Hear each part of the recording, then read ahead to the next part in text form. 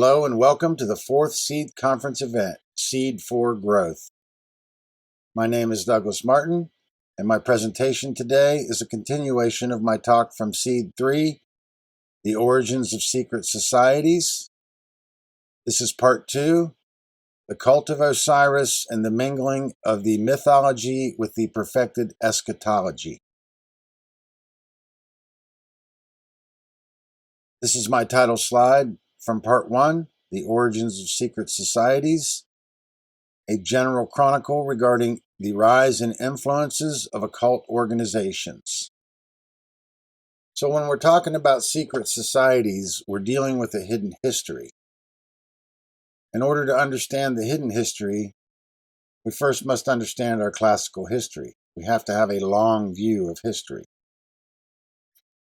So this idea that history is fake or history is written by the victors, it's a cop-out, quite frankly, because we can never understand our hidden history until we understand our classical history.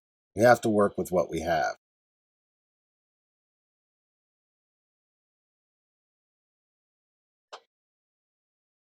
I left off in Part 1 talking about the craft guilds and the end of the Dark Age. So what is a Dark Age? Well, in the first place, it represents the end of learning. So with the fall of the Roman Empire meant the rise of the Holy Roman Empire. And Rome's ambition was to unite Northern and Western Europe under the single banner of Latin Christendom. Following, roughly the 5th century, we enter into this dark period. So the Dark Age implies an anti-intellectualism, or this Latin Christendom is an anti-intellectualism, which I found to be quite alarming. A Dark Age also implies very limited chronicling. There's very few chroniclers in the Dark Age. And there is much ambiguity in the history that we have.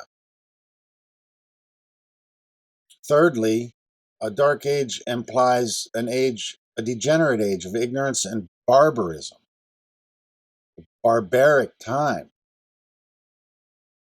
So, out of the Dark Age, or through the Dark Age, resulted in feudalism in Europe.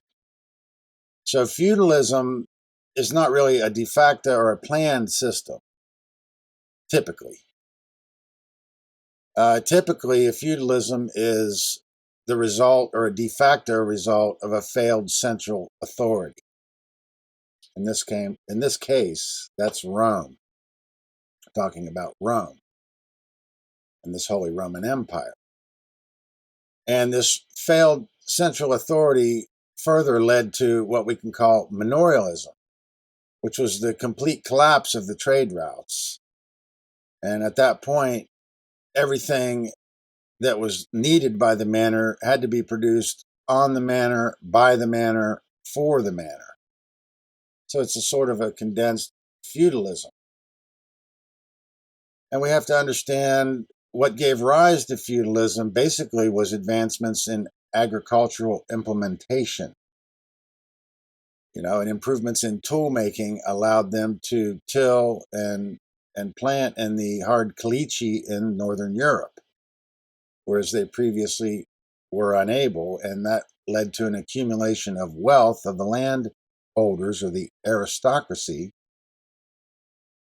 which resulted in many of them defecting from the central authority of Rome,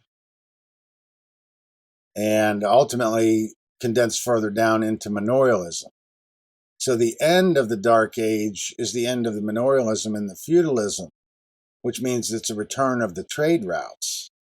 So we're talking roughly, the end of the 10th or the beginning of the 11th century constitutes roughly the end of the Dark Age. Also, I want to talk about the Council of Nicaea. See, following the Council of Nicaea, everything non-Christian, with the exception of Judaism, was deemed pagan. And that was meant as a pejorative, which is basically an insult. It basically meant country dweller or rural folk, implying less educated or less civilized, beyond the pale of civilization, barbaric.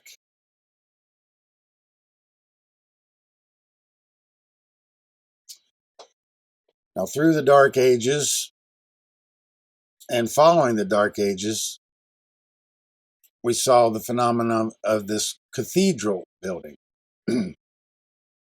And these cathedral builders and these stone masons and these Roman architects, these Comacene masters, became the unwitting caretakers of the ancient wisdom, because ancient knowledge had been stored in the implementation and the tool making, and in the architecture in the forms of spires, pillars, columns, archways. And in the ancient world, everything had been spiritualized. The term animism typically refers to the spiritualization of physical things. And I want you to pay particular attention to Western architecture, especially just average mundane architecture in the West, and notice that everything has right angles and squared corners. Understand that's very important, because if you contrast that to the Eastern architecture where you have rounded structures, well, in the West, it's corresponding to the left brain intellectualism. And in the East, which is a masculine principle, but in the East, it's rounded, which corresponds to the feminine lunar principle. So keep that in mind. Church buildings embodied the functions of cathedral. Church buildings embodying the functions of a cathedral first appeared in Italy, Gaul, Spain, and North Africa in the 4th century. But cathedrals did not become universal within the Western Catholic Church until the 12th century, by which time they had developed architectural forms, institutional structures, and legal identities distinct from parish churches, monastic churches, and episcopal churches or residences. So I have a lot of points that I'll be making. I'm going to have to take my time with some of this, but we've got a lot of material to cover, so we're going to be moving rather fast, and some of the material is advanced in a sense, but that's not to discourage you. It's to encourage you and understand that I'm trying to give you the gift in this presentation that will keep on giving. So the more knowledge we bring to it, the more we can glean from it.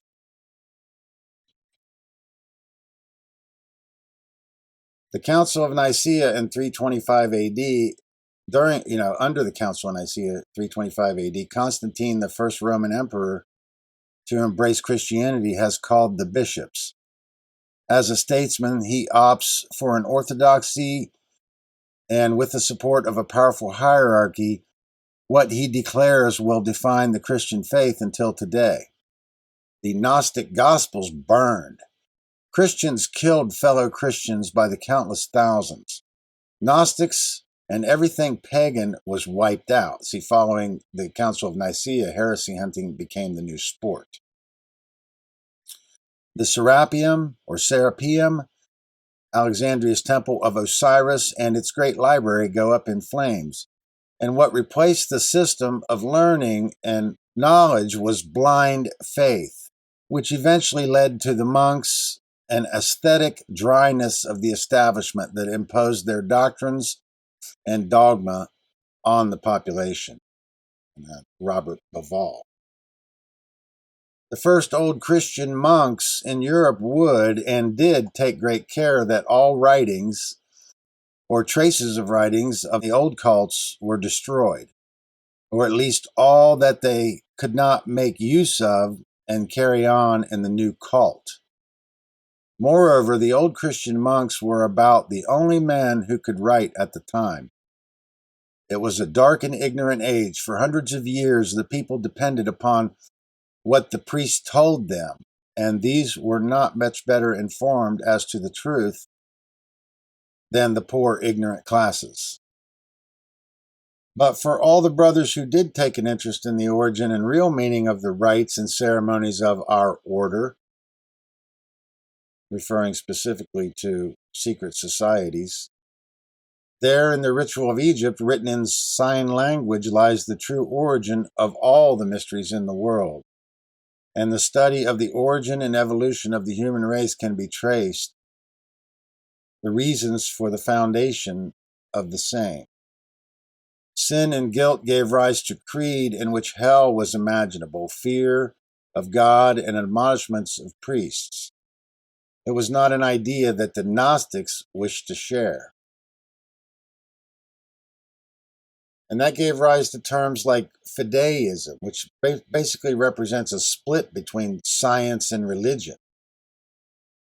Fideism is an epistemological theory which maintains that faith is independent of reason, or that reason and faith are hostile to each other, and faith is superior at arriving at particular truths.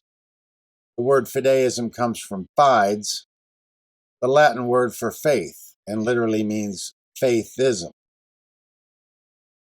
So up until the point where we have this fideism, reason was outright rejected.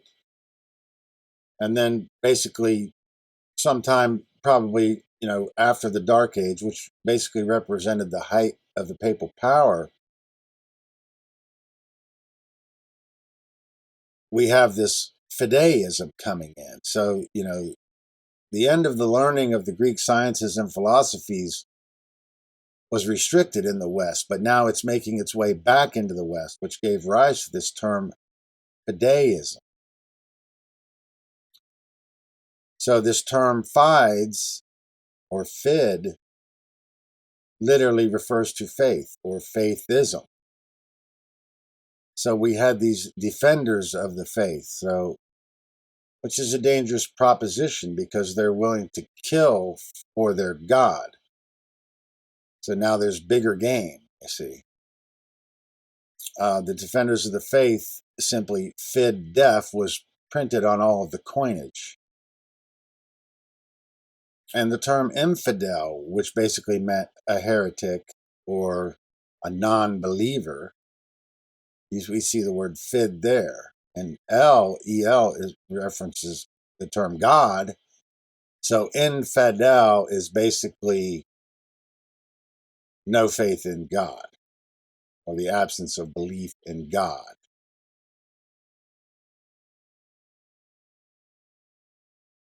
Now, we're all familiar with the Crusades, mostly the Crusades into Jerusalem. And it's a big subject, and I talked about it a little in my second presentation.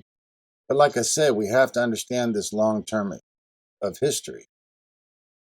And a little known aspect of the Crusades is the Albigensian Crusade, which took place between 1209 and 1229 under Pope Innocent III.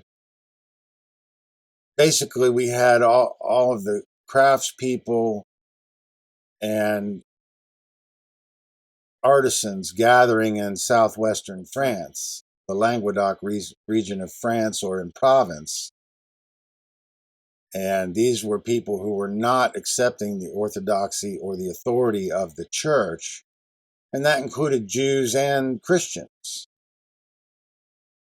And Pope Innocent III ordered a crusade and basically annihilated these artisans and these craftspeople over a 20-year period. And it is part of history, but it's not a well-known part of history, and it needs to be better understood, because what really the Renaissance is about was overshadowed by the Protestant Reformation, which represented a split in the church. And another thing to keep in mind is during these craft guilds, the Jews were restricted strictly to the practice of money lending. And that plays out later on, as we'll see, how that is used in their own interests, in the interests of the Roman Church.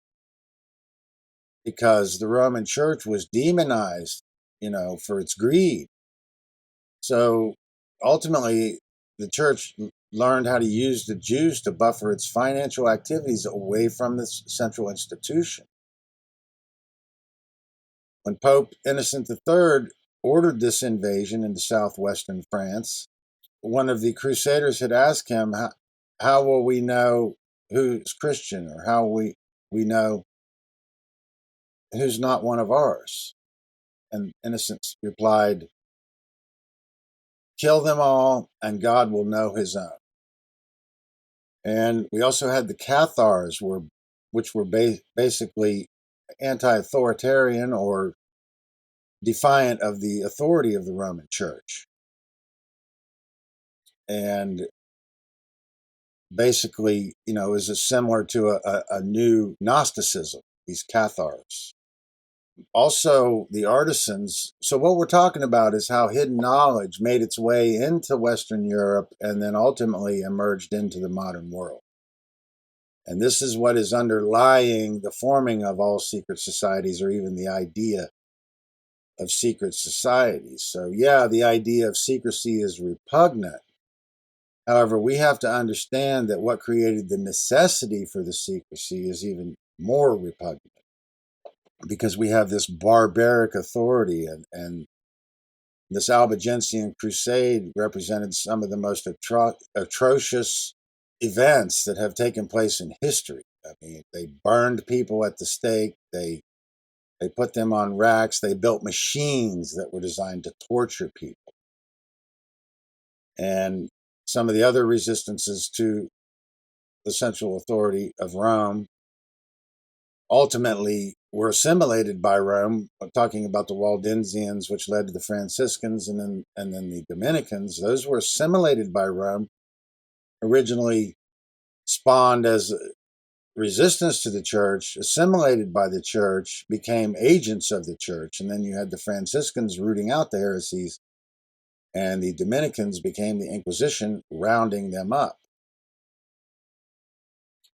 So what ultimately led to the Renaissance was this resistance to the church, and this desire to have a return of the learning of the Greek sciences and philosophies and Eastern traditions. And the real meaning behind the Renaissance, or what the Renaissance was really about, was obscured and overshadowed by this Protestant Reformation and this split in this Roman Church.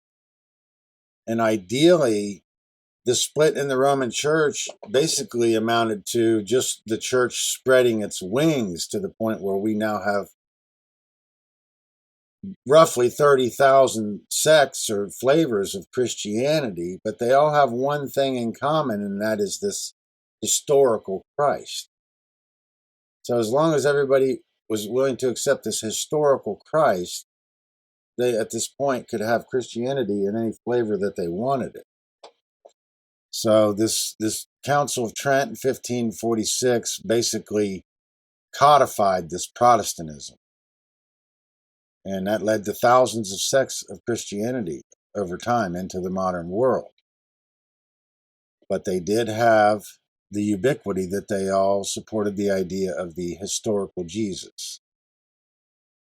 Albert Churchward says, recently, ethics has been preached and written by men who have not the slightest idea of the harm they are doing to their fellow creatures and their country.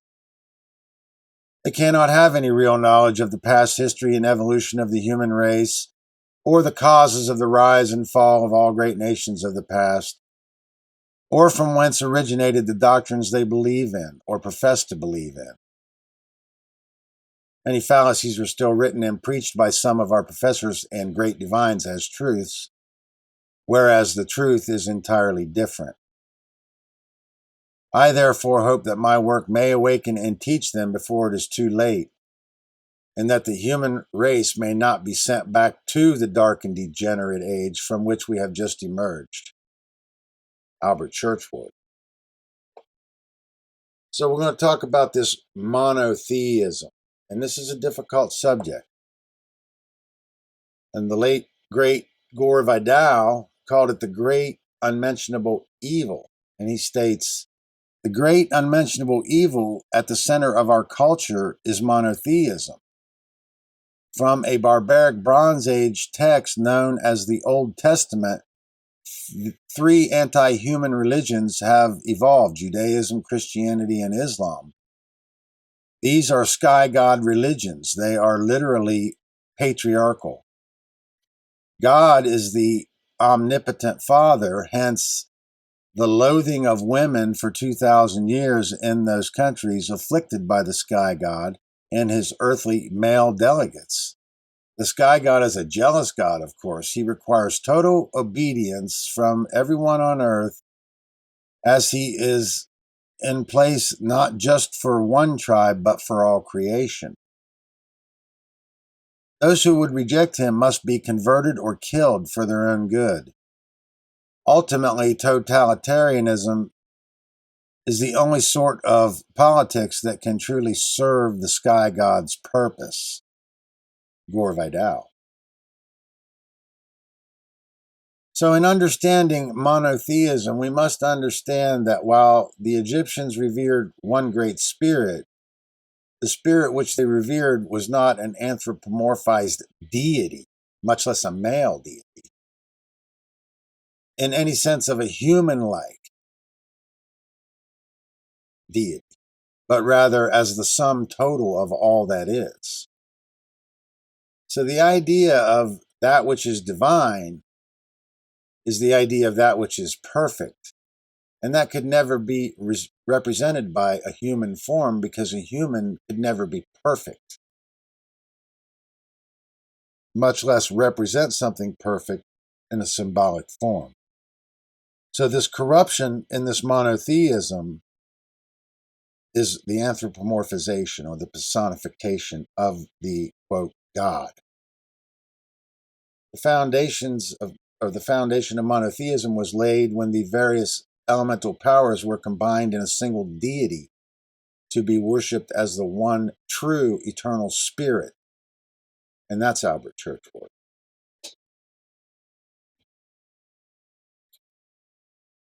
Michael Mayer, in his work Silentium Post Clamores, 1617, he describes Rosicrucianism as having arisen from the Egyptians, the Brahmins, the mysteries of Eleusis and Samograce, and the Magi of Persia, Pythagoreans, and the Arabs. Its mystery schools, which acted as universities and monasteries, were the guardians of its wisdom. These schools experienced a distinctive flowering under the rule of Akhenaten, especially after he introduced the concept of monotheism. The Egyptian religion is particularly intriguing because of its mystery schools. The figure of Hermes Trismegistus had some of its origins in Egypt, in the god Thoth, together with the Greek god Hermes. This is around 1350 BC. This is the time of Akhenaten. And classical history basically picks up around, with Homer at 800 BC, but they build that on basically off of 1250 BC, and then between 1250 BC and roughly 900 BC, that's considered a dark age too. And I talked about that in my second presentation.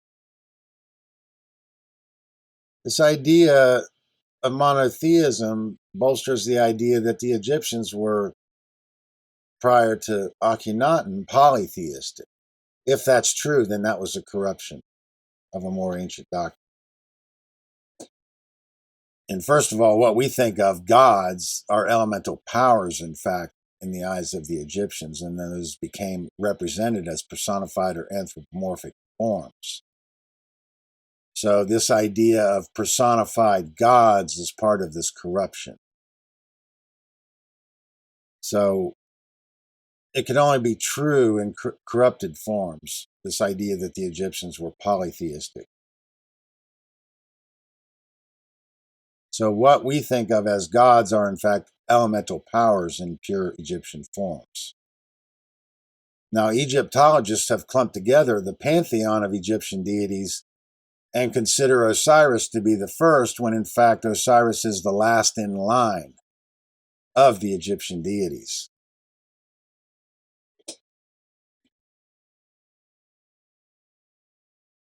Now, this is a quote from Jesse L. Weston's Ritual to Romance, which I feel is the most important book of our time. Most of my work is based on this book. But this was the book that led me deeper into the anthropology and led me to fleshing out these other authors that we're going to be discussing today. Any religion with a fully anthropomorphized monotheistic deity is a ritual in an advanced form. So here we see these sky daddy gods, and in the lower right, this angel. We'll talk about that, but typically we're talking about a male monotheistic anthropomorphized sky god. So that's part of this confusion. That's part of the confusion, not understanding spirituality. Real spirituality is about freedom. It's not about what happens post-mortem. It's about what happens here and now. To the Egyptians, they had two tenets. And the first tenet was that ignorance is the only evil. Let's talk about that for a minute, And the second tenet was that what happens here matters. So this Latin Christendom wanted you to just set your sights on the afterlife and hope for a better life there, but forget about what's going on here. That's part of the issue that we're dealing with today. And the Egyptians fully felt that ignorance was the only evil and that what happens here matters. So, what is this ignorance that we're talking about? Well, it's not, ignorance of how to make a bundt cake or how to assemble a bicycle. We're talking about ignorance of the moral laws of creation, the natural laws that exist and are inherent in creation. They're part of the fabric of creation. So I'm thinking of the Thomas Jefferson quote, a nation that expects to remain ignorant and free in a civilized state expects what never was and never will be. And I'd like to actually augment that, okay?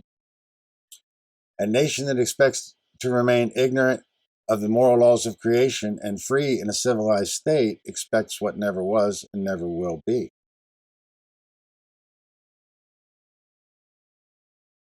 The ancient mystery schools welcomed faiths from every denomination and afforded its initiates the necessary tools for deeper insight into the doctrine or religious text chosen by the initiate. This was the general rule of all secret societies in the pre-Christian era.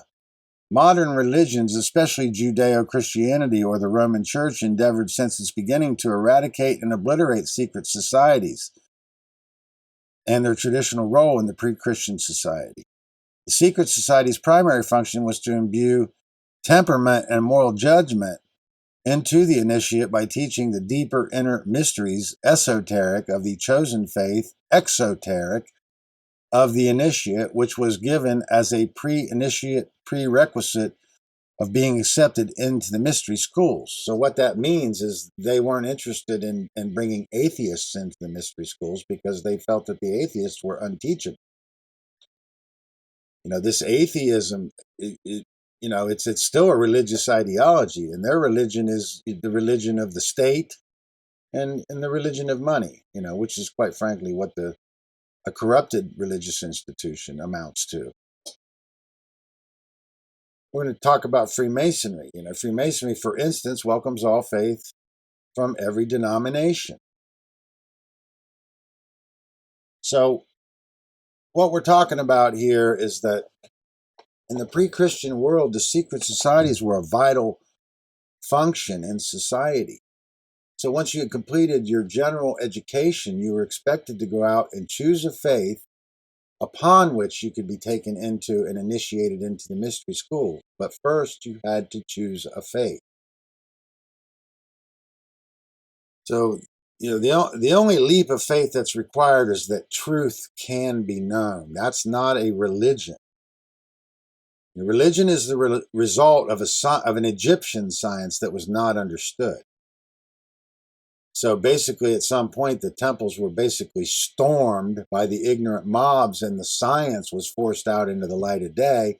And the ignorant mobs or masses never learned to handle the science, or never learned the science in the first place. And that's what gave rise to dogmatic religion. So we have to keep that in mind. And these are heady topics. Whether or not you think they're controversial, that's totally on you. But this is mature material, and it's not intended to offend anybody. It's intended to educate everybody. So this atheism, it's just another religion, whether an atheist realizes that or not. It is a belief system. This idea of democracy is mob rule, quite frankly, which means rule by the most ignorant. And that's not a political statement. It's just a simple fact that a democratic system means rule by the most ignorant. And if you want to talk about conservatism, most people don't understand the meaning of that term. That simply means orthodox.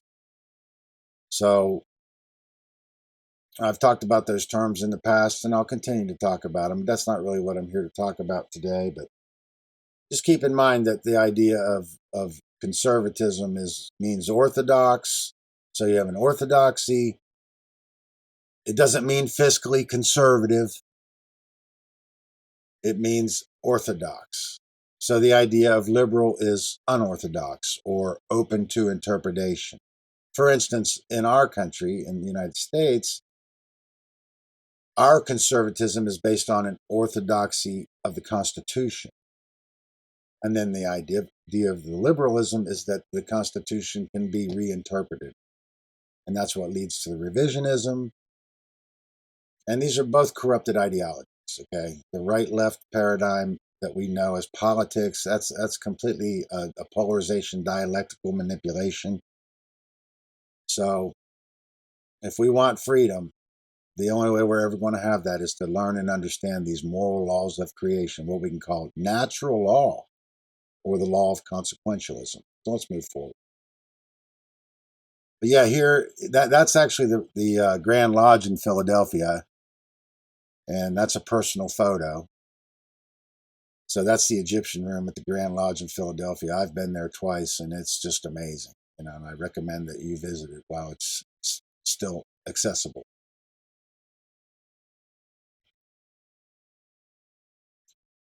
So coming out of the 12th century, we had this phenomenon in the early 13th century, and this rise of this cult of Mary, which was basically an appeal to the wrath of the king, and also ultimately resulted as an appeal to the wrath of God. So the feminine had been stripped from the Holy Trinity. And you had God, the Father, the Son, and the Holy Ghost, which represents an abolition of the feminine from the Christian doctrines, which I want to point out now, that's a solar doctrine. It's based on a masculine principle. And there's a lot more to that. We're going to talk about that. But we had this cult of Mary, which is an attempt to re-inject this feminine back into this patriarchal Christianity. And there's a lot of variables and a lot of factors that led to this. But ideally, it began as an appeal to the wrath of the king and ultimately extended as an appeal to the wrath of God and a return of the feminine to this Christian doctrine. So under Edward III, when he invaded Calais in France, or continental Europe, he had sentenced 6 of the burghers to be executed, and his wife made this appeal to spare their lives. And she appealed that he spared their lives, so he only executed 1 and spared the rest. And that had a profound effect on the rise of this cult of Mary and this idea of this immaculate conception. Of course, the idea of the immaculate conception is older, but we're talking about the Virgin Mary and the feminine being reintroduced into a sterilized patriarchal doctrine, which we know as Christianity, or this Roman church. When we point out now, there was a pure form of Christianity that far predates Rome.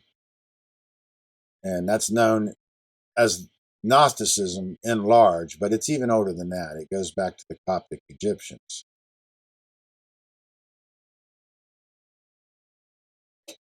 So Arthurian romances correlate to and are in relation to the cult of Mary, and particularly in the Vulgate and post-Vulgate romances. So the romances of the Arthurian legends are basically popularized, romanced, augmented variants of an ancient tradition or an older tradition. And they became romanced to the point where they were just forms of entertainment. But it has to do with this cult of Mary, because in the Vulgate and post-Vulgate cycle, we had the character Lancelot introduced into the Arthurian stories, and he ends up having a romance with Guinevere, or a love affair with Guinevere, and these are romanced versions of the Arthurian legend, which is a big subject. Not going to have time to fully open that up today, but I want you to understand how essential that is to understanding the Dark Age and getting into the anthropology. There's a lot to it, so if I start going too much on that, I'm going to get distracted from what we're here to talk about. And we're also going to talk about how the mystery of the Templars and the convention of the Holy Grail were used to transform the search for alchemical gold, or what we might term enlightenment, into a quest for a religious artifact that bolsters the Roman Church and the Christian faith. And why? So basically, Rome learned to assimilate culture, and this Holy Grail was a convention that was used to assimilate the Arthurian romance into Christianity. The fact that the Arthurian romance existed is one of the main reasons that this knowledge survived into the modern world. And this resistance of any form to the Roman Church is the only reason. The strong culture in Northern Europe, and particularly in Britain, which is different than continental Europe. So the history in continental Europe, or the history in Britain, is unique to the history in continental Europe. You have to keep that in mind, and that's partly because it's an island. But I don't know how many people are aware, but there's more surviving monolithic works and earthworks in Britain today than anywhere else in the world. So I would tell you that everything ultimately came from Egypt, but the way back all roads came from Egypt, but the way back to Egypt is through Britain, formerly known as Albion. And that's another big subject. I recommend Harold Bailey, and that's advanced material, but it's going to have to be dealt with.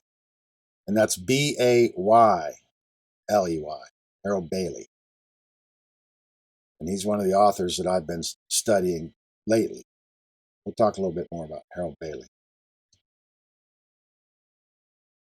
So following the Renaissance, we had this rise of these secret societies emerging in the West. And basically, we know that it seems to have started with this Rosicrucianism, which was kind of a union of pagan and Christian traditions, with this rose at the center of its tradition and this rosy cross.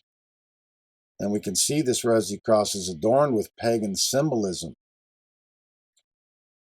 We can think of Rosicrucianism essentially as the Western mystery schools.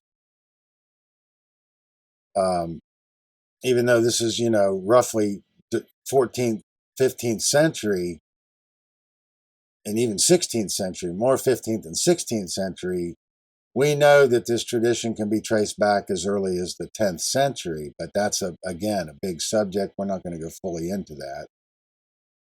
But there's a lot to say about this Rosicrucianism, and that it did give rise to what we know today as secret societies in the West, or emerging in the West. So And then down here we see the Hermetic Order of the Golden Dawn. That's basically a sect that came out of Rosicrucianism, and you can see it has the Rosy Cross. So as far as we know, the Rosicrucian was one of the many secret societies that had existed in Europe 200 or 300 years ago.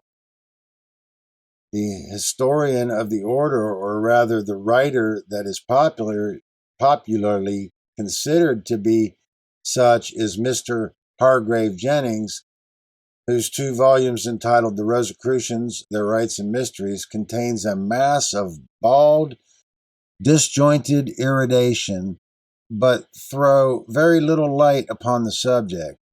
The value of this book is discounted by the statement in the introduction that the initiates of occult mysticism need to have no fear that the author will do otherwise than stand guard over their Kabbalah. Mr. A.E. Waite, the author of The Real History of the Rosicrucians, is a writer of a different caliber. He approaches his subject in a critical and skeptical mood and demolishes most of the generally accepted opinions.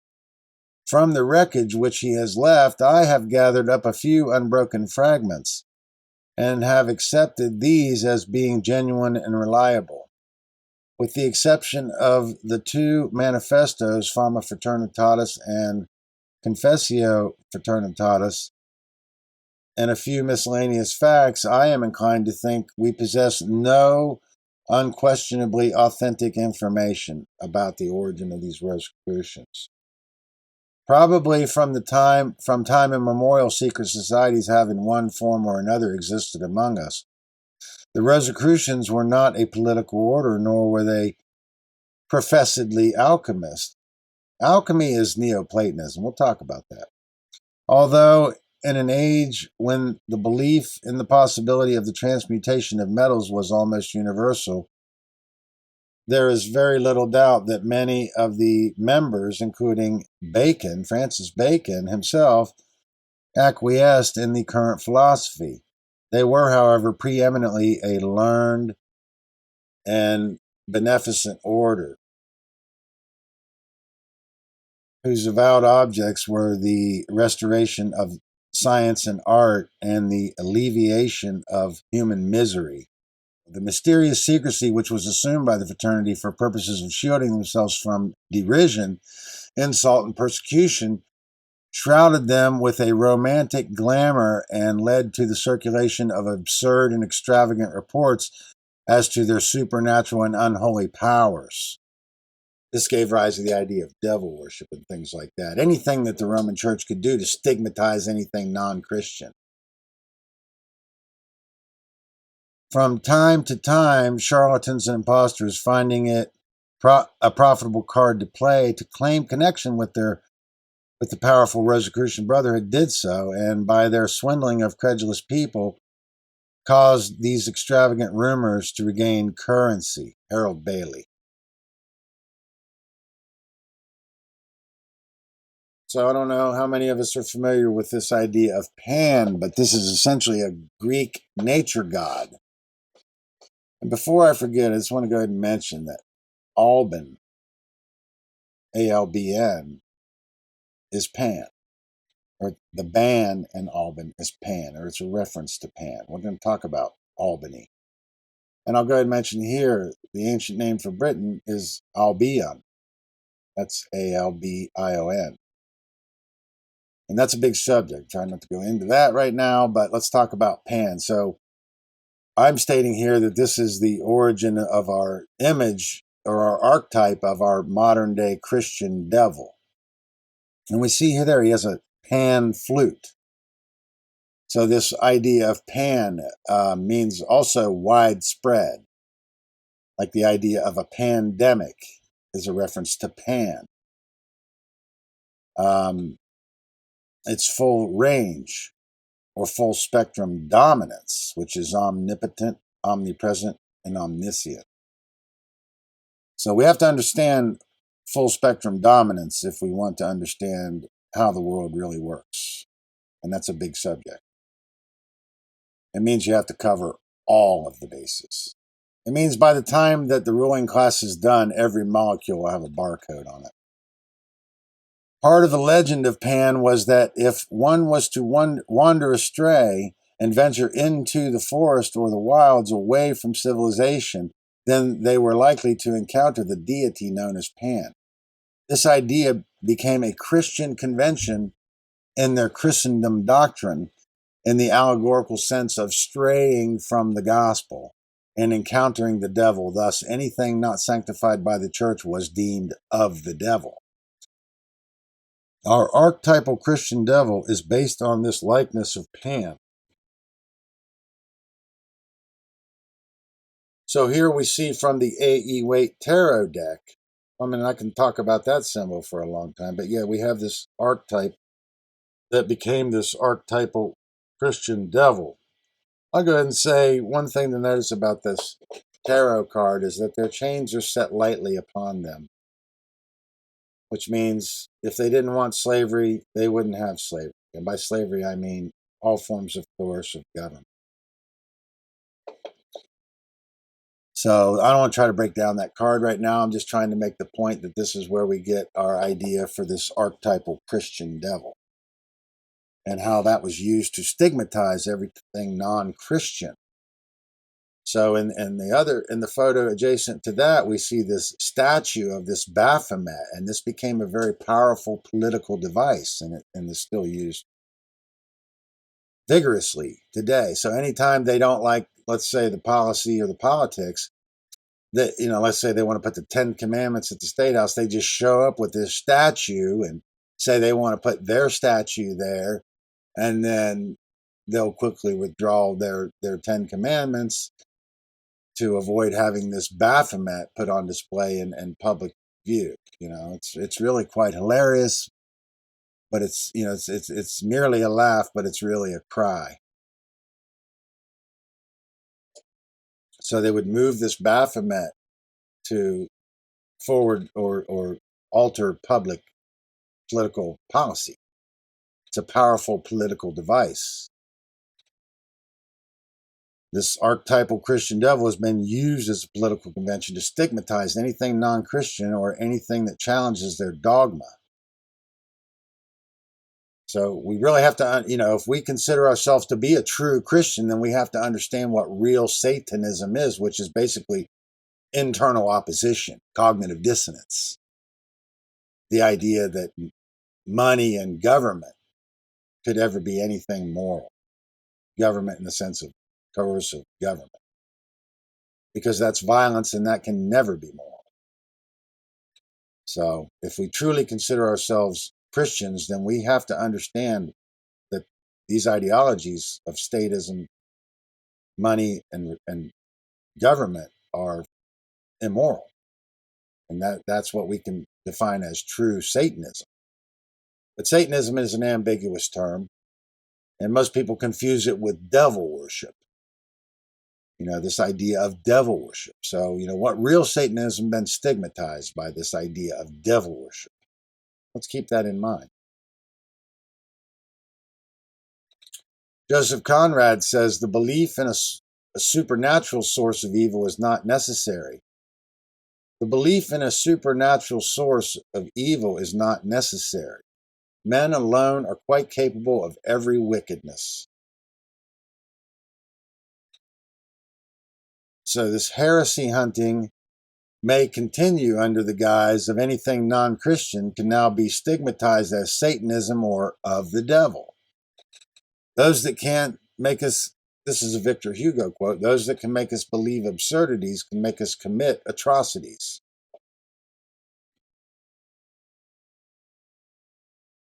So this slide's a little out of place, but we'll deal with it as we go through this. But I'm going to state here that the light is at the center of the heart of darkness, which means in order to become enlightened, we have to do the shadow work. And that means understand that which is evil and operating in this world.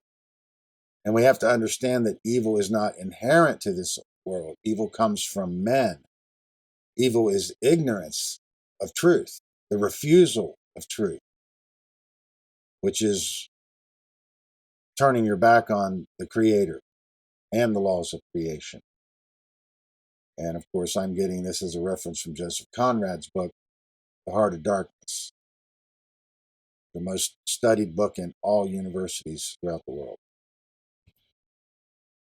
and my favorite author as far as novella. But see, his novel is historically important as well, because it gives us a depiction of the 19th century Congo under Leopold. So, Heart of Darkness is essential reading.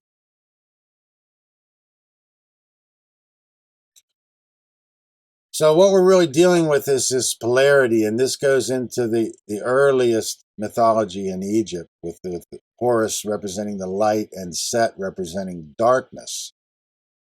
Of course, this is a solar cult aspect of the Egyptian mythos, and this tradition actually predates the solar phase. We're going to talk about that. But this idea that the devil is the adversary that must be destroyed, this is part of the human sickness. And the human sickness is so severe that few can bear it or bear to face it, but those that do will become well. I'm roughly trying to quote Vernon Howard. So we have the idea that this evil not only is inherent in the world, but that it must be destroyed, or this devil must be destroyed. And this is part of this sickness. It can only be dealt with on the internal level, at the individual level. So if we don't do the shadow work and deal with it internally, it's going to manifest externally, and then we're going to have to face it there.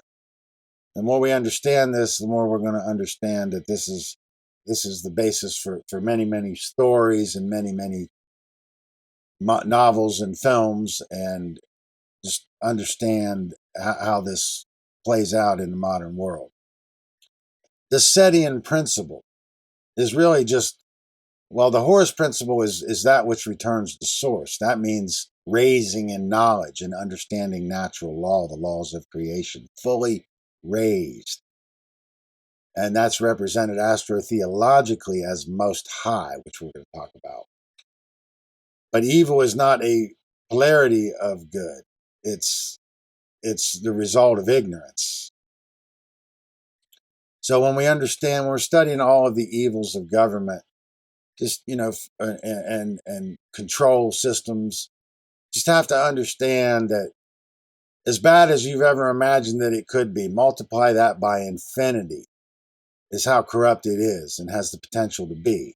So that's not really what's important. What's important is at what point do we start to care to understand truth and learn and deal with this internally before it manifests externally. So this Horus principle is that which returns to source, returns to light, returns to knowledge. So this Setian principle is resistance to truth, wants to stay in darkness. That which refuses to return to source.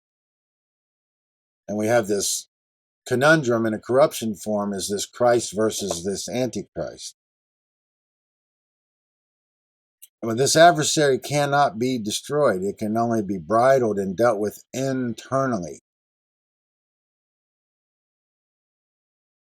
So belief, the problem with the belief system is if a belief system causes harm in the world, we don't really have the right to do it. You want to believe in the tooth fairy, that's fine. But if you want to believe in coercive government, that's not really a right to even have that as a belief, because that's going to lead to harm in the world. And to do this shadow work, the nature, the height that we know, or the depth that we know, doing the shadow work, the depth that we know evil is equal to the height at which we know good. So we have to keep that in mind. That's why the shadow work is so important. We're going to talk about that. But this idea of belief, another dangerous aspect of it is it constitutes the potential end of learning and arrestment of development.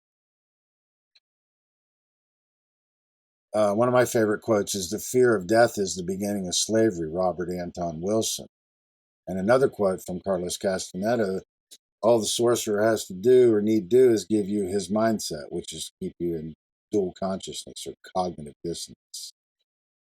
So the idea of this resurrection, it comes from the return of the sun and the solar doctrine and the return of this life-giving force. Set as Typhon in the Osirian myth was considered an evil power. And Typhon obviously is where we get the word typhoon. It's a destructive power. So Set as Typhon in the Osirian story is considered an evil power, a sort of devil of darkness. And the conflict between him and Horus was a struggle between light and darkness taking place in the twilight of evening and morning, or in the midwinter season, or at the equinoxes. Plutarch tells us how the evil Set, or Typhon, was humiliated and insulted by the Egyptians at certain festivals when they abused red-haired men because Set was red-haired. That's a whole different topic, but we're talking about how certain religions and certain traditions marginalize not only people but animals as well, and how people and animals have suffered the abuses of these perverted teaching. Set was the treacherous opponent of Horus. He was the Egyptian Judas. He betrayed his brother to his enemies, the Sabal. He was of red complexion, but the complexion and the red hair of Set were not derived from any human origin. Set was painted red or sandy as a representation of the desert. He was originally devil in the wilderness, the original devil in the wilderness, the cause of the drought, the darkness, and the creator of thirst.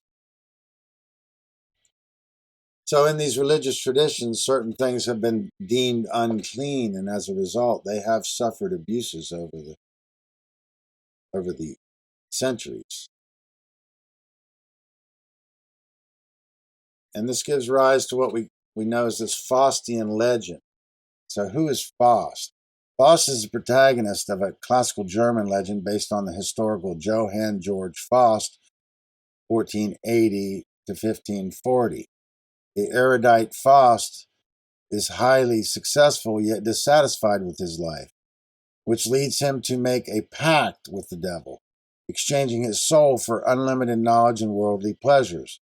The Faustian legend has been the basis for many literary, artistic, cinematic, musical works that have reinterpreted it through the ages. Faust and the adjective Faustian imply a situation in which an ambitious person surrenders moral integrity in order to achieve power and success for a delimited term. Faust is a tragic play by Johann Wolfgang von Goethe, usually known in English as Faust Part 1 and Faust Part 2.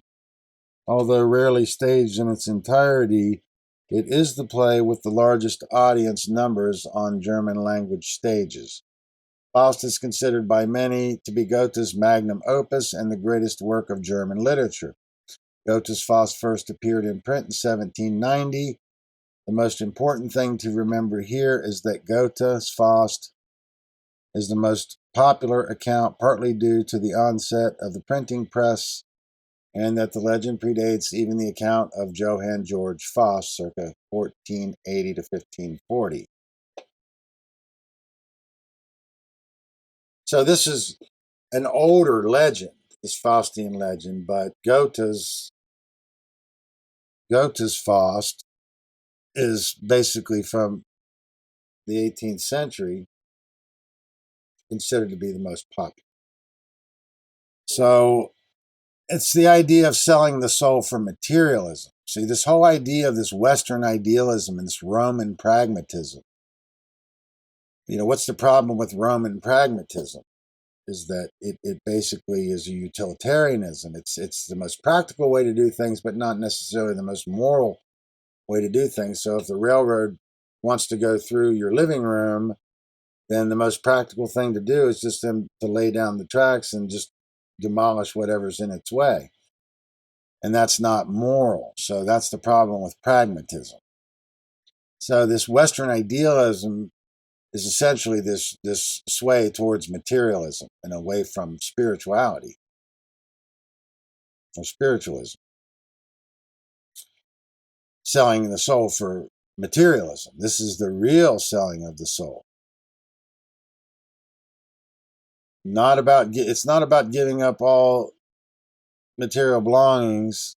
It is, letting go of materialism is not about giving up all your material belongings. It's about letting go of the attachment to the physical world and understanding true value by understanding true purpose, which is to understand and discover the natural law and pass that knowledge forward to progeny and posterity. We are so much more than what we were ever taught. So this materialism and this shift towards materialism resulted in an ideology, what I refer to as the basis for the idea of all forms of coercive government, which we can call socialism. Any form of coercive government is a form of socialism. And that includes capitalism. Any form of socialist government, centralized control, is a form of socialism. So I'm saying that this dialectical materialism is really the underlying mindset that underlies this idea that we can have these coercive systems. And in a left brain imbalance, it's a random worldview, matters supreme, and or you could have the opposite of that, which is spirit is supreme. On either side, that's an imbalance. They represent an imbalance. So it's a form of cognitive dissonance. And in the random left brain worldview, the universe is a grand accident. Everything is just an accident. And in a right brain imbalance, this determinism, everything's preordained by God. Both of these ideas omit free will. So in fact, the real solution to that problem is that both these components are part of the makeup of the creation. So we have the random component, which is both of these ideologies omit free will.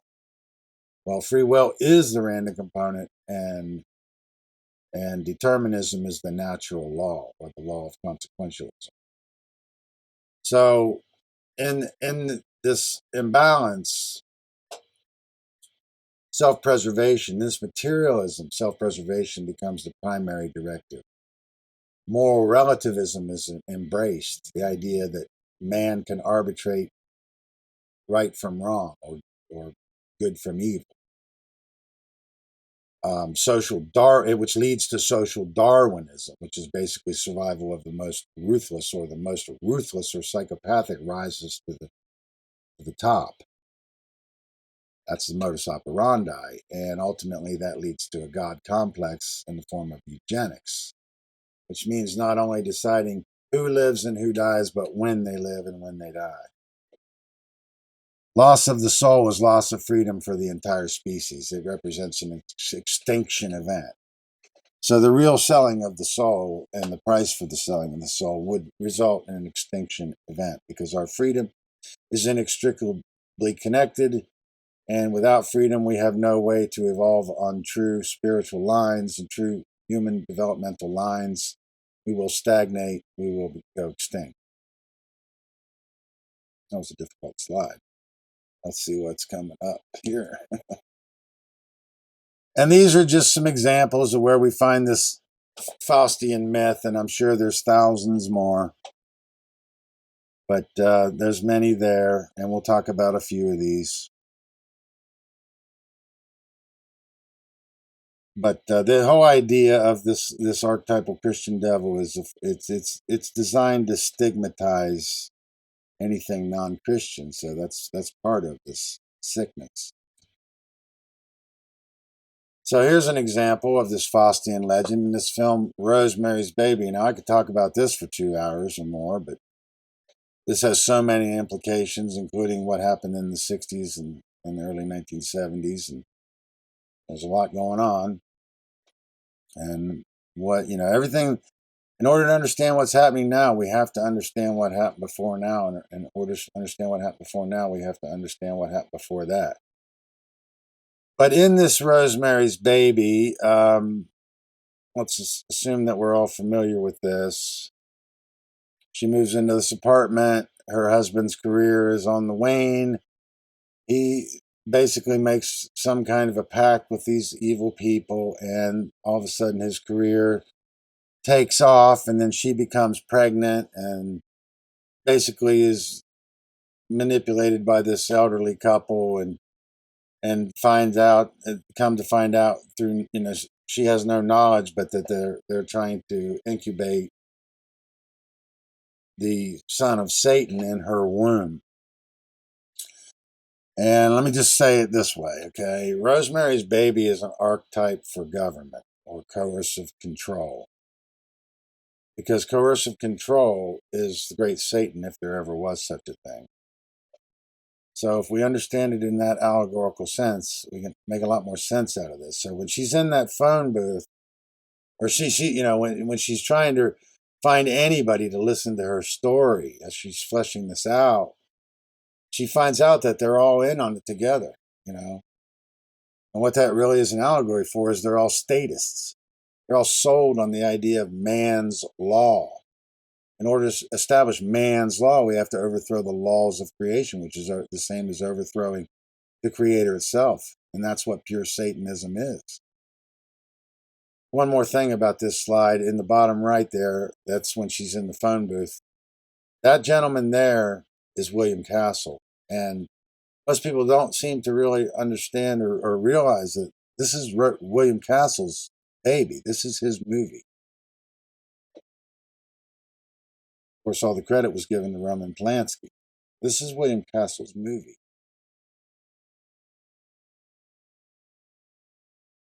Here's another example where we find this Faustian legend. This is another interesting film, and it's based on the true, or a legend of the late great Robert Johnson going down to the crossroads in Mississippi and striking this deal with this devil. And it's a great film. There's great guitar playing in this movie. This is an interesting film, and I recommend you check it out. The guitar playing in it is phenomenal. I'm trying to think of what else I want to say about this, but the main thing I want to mention here is this crossroads. Oh, yeah, well, the idea of the 27 Club, because Robert Johnson died at the age of 27, it came from this.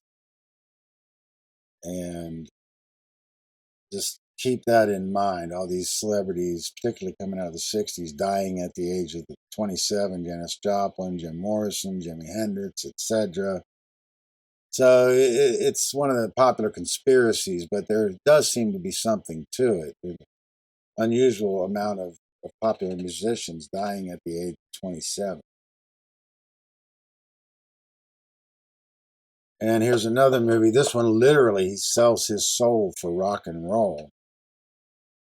And the interesting thing about this movie is that God appears in the form in this film of God and as the adversarial devil.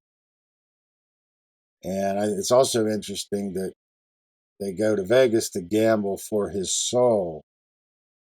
And God tries to win back his soul in a game of poker in Vegas, which is kind of interesting. I think of that as the one dividing into the two to understand the one, which gives us the three. There's a lot more to that, but keep that in mind. It's just straightforward.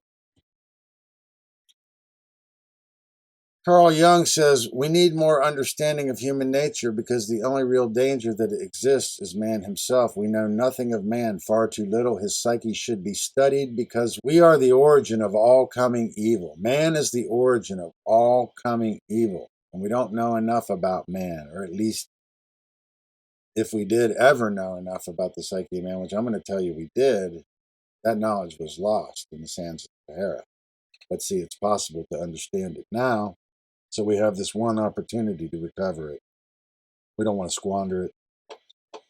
Because I consider Jungian and Freudian philosophy, the Vienna school and the Jungian school, or the Vienna school and the Zurich school, to be psychology in its infancy. So we have to understand that the Egyptians were ancient cosmonauts, and the ancient psychology was their most advanced science. So when we're talking about ancient knowledge, we're talking about the ancient knowledge of psychology, not technology. The high science is psychology, and the Egyptians understood this well, and over the period of eons had developed the high science of psychology. So we'll talk about that some more. Now, one other interesting thing to distinguish the Zerg from the Vienna school is that it's about how they, Freud and Jung defined the term libido. And basically, that's what drives our behavior. This term is the idea of what drives our behavior. So in the Freudian school, the Vienna school, the idea is that all drives are of a sexual drive or of a sexual nature. And in the Jungian school, the idea is that libido was determined by different stages of development, which Jung described as 3 or possibly 4 stages, but typically 3. So keep that in mind, because, one thing to understand about this Freudian psychology is it created a cultural meme that did devastate the American society in less than 100 years, even more so than Christianity, I think. So keep that in mind. Yeah, we're going to talk about this movie, The Da Vinci Code, and this book, The Da Vinci Code by Dan Brown. So this is a difficult subject. It's a little heady. We try to get into this, but not too deep. But this is important because it deals with some of the earliest secret societies that we know of, including the Prior of Sion and Opus Dei, and of course the infamous Knights Templar. These are all heady topics, and these are all topics that require more time than we're going to be able to give them here, but we'll just keep moving forward and try to flesh this out. So there's a lot of peculiarities in this movie. The main thing I want to say about it is that it's based on the idea of better the devil that you know, because you have this horrible conspiracy that's created within this church, by the church, dealing with esoteric knowledge that only the church is privy to. So therefore, they're the only ones that can deal with the problem. And this is the same idea with government. It's based on the idea of better the devil you know, or the lesser of 2 evils. And we have this idea of, of this Priory of Sion as a secret order ordained by Rome, and the protection of the religion that they're using to basically control. And the Priory of Sion is considered to be one of the most ancient secret societies, and said to have leaders like Sir Isaac Newton and Da Vinci himself. And the fleur-de-lis is in their crest. They are guardians of the secret they supposedly refer to as the dark con of man. But what secret? The Priory of Sion protects the source of God's power on earth. And then he's talking about the Rosa lines, which is a reference to Rosicrucianism, and lines that go from the North to the South Poles. Main thing I'd say about this is that the original prime meridian was Egypt, and it was moved 30 degrees west. Paris, that's primacy in the north. The P is primacy in the north single axe. So Polaris is a truncation of Paris is a truncation of Polaris. And they're talking about this particular church in Paris, in which they want to claim is the world's first prime meridian, passes through. They're trying to obscure the fact that the world's first prime meridian was in Egypt and it was moved 30 degrees west. And that has to do with Westing or materialism or Western idealism or Western civilization. So these are some heady topics, and I'm making some difficult points about them. As we go through this, hopefully we can better understand this material.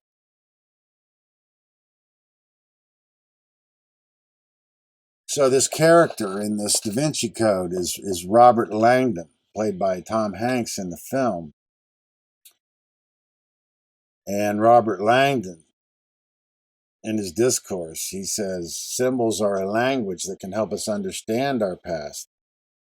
As the saying goes, a picture says 1,000 words, but which words? Interpret for me, please, this first symbol. The first thing that comes to mind. The audience responds, hatred, racism, Ku Klux Klan. Robert Langdon, yes, interesting. But they would disagree with you in Spain. They were robes worn by priests. There. Now this symbol. Anyone? Crowd shouts, evil. Langdon, in English, please. Devil's pitchfork. Langdon, poor Poseidon. That is his trident, a symbol of power to millions of the ancients. Now this symbol, the audience. Madonna and child, faith, Christianity. No, it's the pagan god Horus and his mother Isis, says Langdon. Centuries before the birth of Christ. Understanding the past determines actively our ability to understand the present. So how do we sift truth from belief? How do we write our own histories, personally or culturally, and thereby define ourselves? How do we penetrate years, centuries of historical distortion to find original truth? Tonight, this will be our quest. Robert Langdon. And I brought that along because I thought it was very profound and it corresponds to what we're actually trying to do here. So part of what we're talking about is not only symbolism, but origins and pure forms of symbolism. There's no way we can understand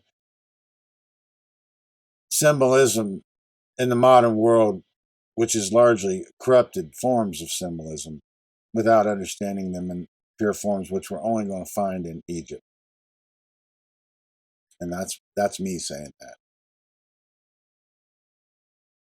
So there was a conspiracy or this was actually a real lawsuit that the Da Vinci Code and Dan Brown had plagiarized this book, Holy Blood, Holy Grail, and certainly a lot of indications in the story that that's true, not to mention the fact that one of the main characters was named Saunier, based on this conspiracy that this Berenger Saunier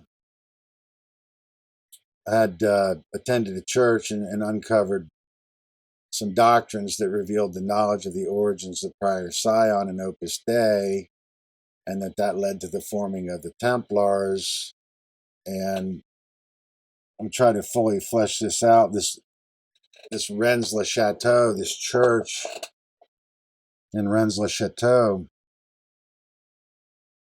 Okay, let me go ahead and just read this. In the Holy Blood and the Holy Grail, the author put forward a hypothesis that the historical Jesus married Mary Magdalene, had one or more children, and that those children or their descendants emigrated to what is now southern France.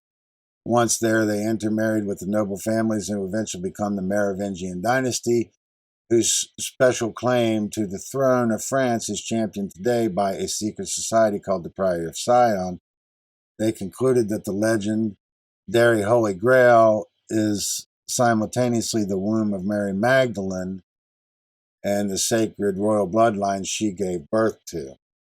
And this Rennes-le-Chateau is a hilltop village known internationally. It receives tens of thousands of visitors per year, drawn by conspiracy theories surrounding the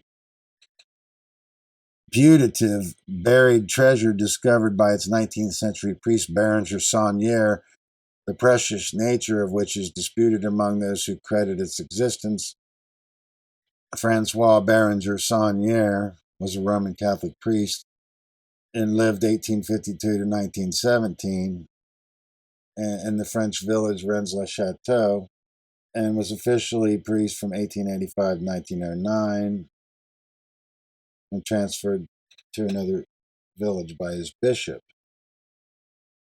He would be virtually unknown today, where he is not a central figure in the conspiracy theories surrounding Rennes-le-Chateau, from which the basis of several documentaries and books such as the 1982 Holy Blood, Holy Grail by Michael Bagent, Richard Lay, and Henry Lincoln, Elements of these theories were later used by Dan Brown in his best-selling 2003 novel, The Da Vinci Code, in which the fictional character Jacques Saunier is named after the priest, Barrington.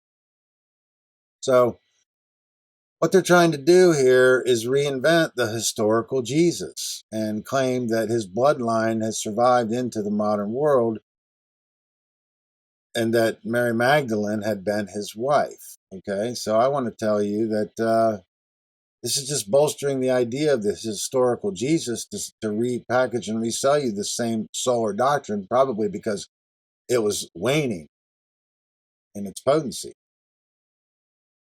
There's a lot more to it. But obviously, I can't remember the outcome of the lawsuit, but obviously, clearly, Dan Brown definitely stood on this book as a basis for some of his work. And that I would tell you that they both have a mutual interest is to bolster an alternative account of the historical Jesus. See, the problem, if you want to have the historical Jesus, that's fine, as long as it doesn't arrest our development and truth discovery. Because there is an older tradition of the Christ that predates Roman Christianity. The Gnostic tradition, and before that, the Coptic Egyptians. So we'll talk about that some more. Let's just go forward here and see if we can flesh this out a little bit. So he uses the Da Vinci Code Last Supper to bolster his claim by saying that the figure to his left is a female, and that was actually Mary Magdalene, and that this is the Holy Grail. This is the chalice, this V symbol here, that is definitely a chalice, and that is a feminine principle. It's an equilateral inverted triangle, which is the feminine symbol. However, I would tell you that what they left out is that this is astrotheology, and that these represent the seasons of the annual cycle and the solar cycle. And that Jesus, the 13, you have the 12 and the 1, that's your 13. It's a very significant number. And I would tell you that these represent the zodiac, in fact. So that's what they didn't tell you in the movie, because they're trying to resell you the historical idea and conceal the esoteric. See, they want to sell you the exoteric and have you externalize your faith instead of internalizing your work to know truth. So Job 38:11 is, and said, till now shall you come, but no farther, and here shall your proud waves be stayed. So it means this far and no farther. And you see the fleur-de-lis there too, which is interesting. One other thing about Job, the interesting book, is that's where the devil first makes his appearance in the Bible. So this idea of this Holy Grail and all these clues laid down by this institution are just to get you on an Easter egg hunt or an endless search down rabbit holes of conspiracy or treasure hunting, and the idea of the search for the lost treasure of the Templars. It's all a diversion. It's all red herring to divert you away from understanding the true esoteric teaching that predates the Roman tradition that we know as Christianity. Oh, and the cryptex, the idea that the cryptex is used to keep secrets. It's a Da Vinci design. You write the information on papyrus scroll, which is then rolled around in a thin glass vial of vinegar. If you force it open, the vial breaks, vinegar dissolves the papyrus, your secret is lost forever. Well, first of all, the ancients that were trying to preserve this knowledge built the pyramids because they wanted to build something robust that might survive. Before that, they stored the knowledge in the cosmos because they knew anything built on Earth could be destroyed. Luckily, the pyramids were not destroyed, but they still could be. So we have to keep that in mind. But I'm trying to tell you that the ancients would never store secrets in this way where they could be destroyed easily. So if it's a secret that could be destroyed that easily, it's not a secret that's worth knowing. And if it meant, you were going to lose your life if somebody found out you had it, that's not really how truth is.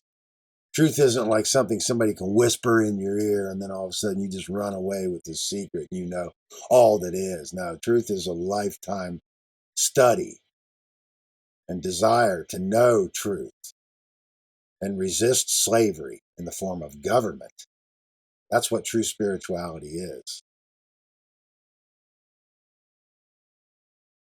So these Knights Templars were hailed as heroic warrior monks. The Knights Templar ended up branded as heretics and burned at the stake. And the date's ambiguous, but it's said to have happened on Friday the 13th in 1307.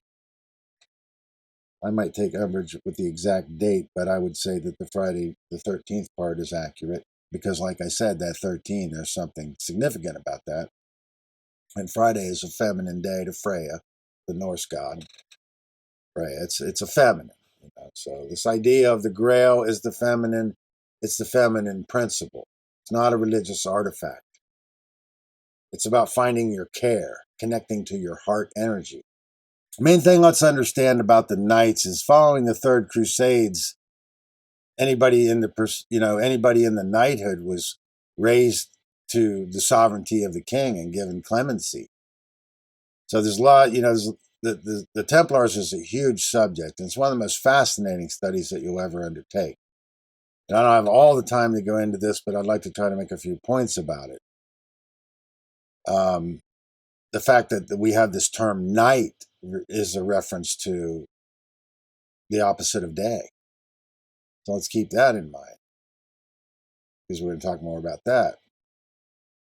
And the knights are a phenomenon that emerged from the Dark Ages in medieval times. But this idea that they still exist, sure, you could still have an order that existed, but it wouldn't be the same men, so let's not get too confused about that. And this order was said to have been founded to protect the pilgrims, okay? So this word pilgrim is ambiguous, Like I say, what they've done is they've externalized your faith to obscure internalizing your work. So this idea of pilgrim really is a reference to initiate. So, we think of the typical pilgrim dress as kind of like Amish people or even Jewish rabbis. I would tell you that's a corruption of the esoteric tradition and an externalized idea that at some point in your life you needed to make a pilgrimage to the Holy Land, when the Holy Land, or the New Jerusalem, which means new kingdom, is your high place in your consciousness. It's an internal pilgrimage to initiate yourself on the journey.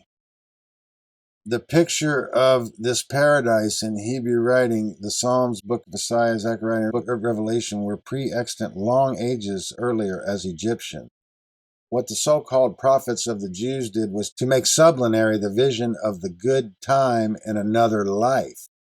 There were always two Jerusalems from the time when Judea and Palestine were appendages of Egypt. Two Jerusalems were recognized by Paul, one terrestrial, one celestial. The name of Jerusalem we read in the Aru Salem, or fields of peace, in the heaven of the never-setting stars.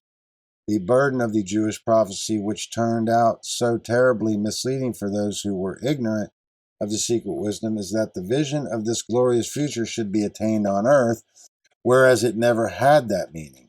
Thus, Jerusalem on earth was to take the place of Jerusalem above, and the Eru Hetep became Jerusalem simply as a mundane locality. So these Templars were said to have traveled, and they were supposed to be a group of 9, to protect all these pilgrims making this pilgrimage into this Holy Land. And, first of all, how could 9 knights protect all of these so-called pilgrims coming in? And in the Da Vinci Code, they're talking about they had gone and they were excavating underneath the temple, and then all of a sudden one day they stopped and returned to Rome, and then at that point were accused of heresy by Clement V, and then basically arrested, rounded up, and executed, and then most of the rest of them fled to Scotland. So it's a long story, it's a big story, and it's a huge conspiracy. And it's also our first contact with what we think of as these secret societies. But I would tell you that these Templars were excavating under the temple because they had discovered the rites of Eleusis, which is the Egyptian rites at Delphi, which were basically a salvation of the Egyptian tradition of Osiris, which was a practice of venerating in the night sky under the temple in corridors which went under the temple as a representation of the underworld. There's a lot to that, and that's what we're going to be talking about. So the Templars excavated under the Temple Mount so they could practice their now found rites. The ritual of Osiris at night underneath the temple. The same is found in Machu Picchu and Eleusis. Michael Andrew Ramsay, a Scottish gentleman, in a discourse delivered in Paris in 1740, suggested that the possibility of a fraternity having its origin in the time of the Crusades among the Knights Templar, and explains it in this way. The Pope Clement V and Philip le Bel, King of France, feared the power of the Templars, who were given, clemency and free reign to roam anywhere they wanted in Europe. They were basically raised to the sovereignty of the king, and they are said to have been the origins of the world's first banking system and traveler's checks. So, and the Knights Malta were just a defect of the Templars when they were accused of heresy, and they set up a stronghold of Malta. There's a lot more to it. I'm not going to try to go into the details of this because apparently not going to have enough time today. So the Pope Clement V and Philip le Bel, King of France, fearing the power of the Templars and coveting their immense wealth, resolved to destroy the order. They wanted to renege on their debts. So keep that in mind. When in 1308, Jacques de Molay, then Grand Master of the order, was preparing for an expedition to avenge the wrongs and disasters suffered by the Christians in the East, the Pope, the sovereign power to which, in the spiritual, the Templars owed allegiance, enticed him to France. On his arrival, he was received with every mark of friendship, but soon after, the king caused him to be arrested, together with some of the other dignitaries, accusing them of the most heinous crimes, imputing to them the secret rites of their initiation. By order of the Archbishop of Sens and his provincial council, Jacques de Molay, Guy of Auvergne, Auvergne, I can't pronounce it, and several other officers were burned alive on the 18th of March, 13th, and 14th. The Pope, by bull, dated the 2nd of April and published the 2nd of May, 1312, that he issued on his own responsibility the Council of Vienna and Dauphin, being the adverse to hasty measures, declared the order abolished throughout the world. The execution of the Grand Master and his companions gave the coup de grace to the order, but some of the knights who had escaped to Portugal continued the order. They assumed the title of Knights of Christ, which the order still bears, I suppose, today. Jacques de Molay, before his death, had appointed Johann Marcus Larmenio as his successor to the office of Grand Master. The knights who, fleeing from their persecution, had taken refuge in Scotland at the court of King Robert Bruce, refused to recognize his authority and pretended to reestablish the order of the temple under his allegory, and the title of architects, protected by the king, laid the foundation of the order of the free and accepted Masons of the Scottish Rite in 1314. The new society soon forgot the meaning of the executory oath, and the members were obliged to take at their initiation the death of Clement V, Philip le Bel, of the accusers and enemies of Jacques de Molay, and the other knights who had been executed, having removed the object of their vengeance, still continued to decorate their lodges and tokens commemorative of the death of the Grand Master, and to impose all new members the obligation of avenging it, which they signified by striking with an unsheltered dagger at unseen beings his supposed murders. This allegory is well known to the Knights of Kadosh. A century had scarcely elapsed when the idea was abandoned. The founders and their disciples having passed away, their successors saw only allegories in the symbols of the order, and the extensive use of the words and text taken from the Bible were introduced. Basically, this is from the Arcana of Freemasonry by Albert Churchward. Some of it, at least. But this is a difficult subject. So we have these Templars fleeing the persecution of the church into Scotland, and then we see these cathedrals or these temples being built. Well, primarily the Roslin Chapel, built in the 15th century by the Sinclair family, combines both pagan and Christian symbolism. So we have this Eastern tradition coming into the West. It's very interesting. And then they said because it was deteriorating, they had to go in there and do this restoration, which basically ended up obscuring all of the pagan symbolism, or a lot of the symbolism. So it's a big subject, and it's something that we have to deal with. So these Knights Templars, we've talked about the historical function of the secret societies, and we're talking about, these are corruptions of these secret societies that they want to keep us in this tiny 3,000-year box. And all of the conspiracies and all of the secret societies and everything that we can know has to exist inside that box. So what I'm trying to tell you is that the secret societies far, far predate even dynastic Egypt. The real secret societies and the first contingencies for knowledge being lost far anterior to dynastic Egypt. The Iron Knights of Christ, the knighthood was declared sovereign, raised the status of kingship. Knighthood was declared sovereignty, raised the status of kingship. When dealing with any secret society, we are dealing with a hidden history, therefore we must understand classical history. The origin of Freemasonry is one of the most interesting subjects to which the Masonic student can apply his time and talent. There are authors who attribute the origin of modern Freemasonry to followers of Pythagoras, because some of his speculations of that philosopher concerning the meaning of numbers are to be found in the esoteric doctrines taught in Masonic lodges. Others, on account of the Christian symbols that have been incorporated in the decorating of things pertaining to Masonry, follow the Swedish system and say that the Essenes and the first Christians founded it. Others, again, make it originate in the building of Solomon's temple. Many Jewish names, emblems, and legends taken from the VSL have found their way into the rites and initiation in several degrees, and others state that it goes back farther to Adam. Ask why they do not know. Thomas Paine and those of his school say that the Druids were the fathers of the craft. They, being supposed worshippers of the sun, moon, and stars, these jewels of the firmament being represented on the ceilings of the Masonic temples.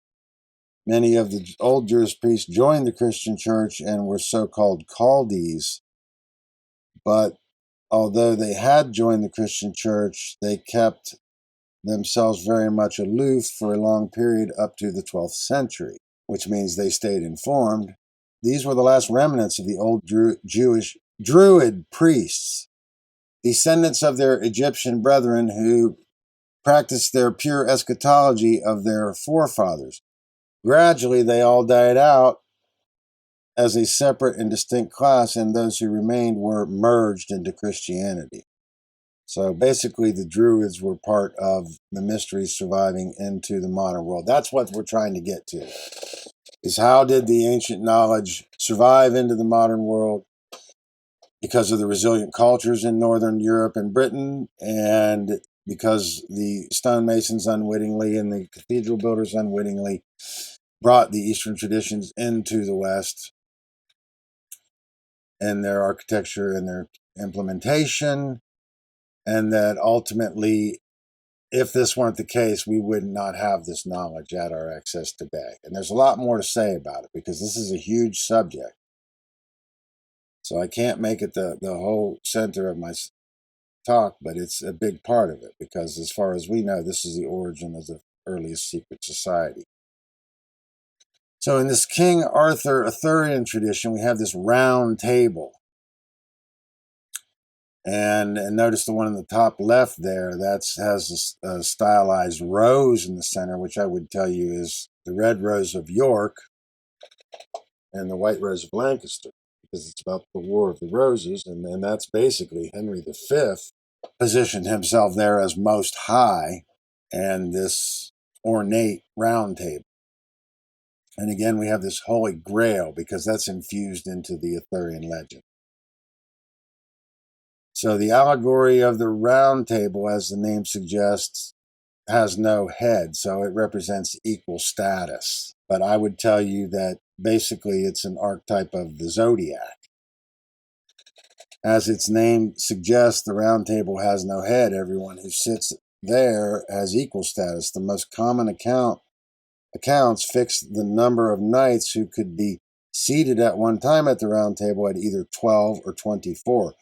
The 12 signifies the signs of the zodiac, also the apostles of Jesus. When 24 are shown seated at the table, each of the 12 signs of the zodiac is divided into two parts, a light half and a dark half, to signify the nocturnal phases of each sign. So the 24 nights represents the 24 hours of the day, the 24 elders before the throne in Revelation, the 24 Persian deities who represent the spirits of the divisions of the day. There was also a mysterious empty seat called the Siege Perilous, Throne of Peril, in which one might sit except he who was successful in his quest for the Holy Grail. In the personality of Arthur is found a new form of the ever-recurrent cosmic myth. Arthur is the sun. His knights, which are the zodiac, and his sword may be the sun's ray with which he vanquishes the dragons of darkness, and it may represent the earth's axis.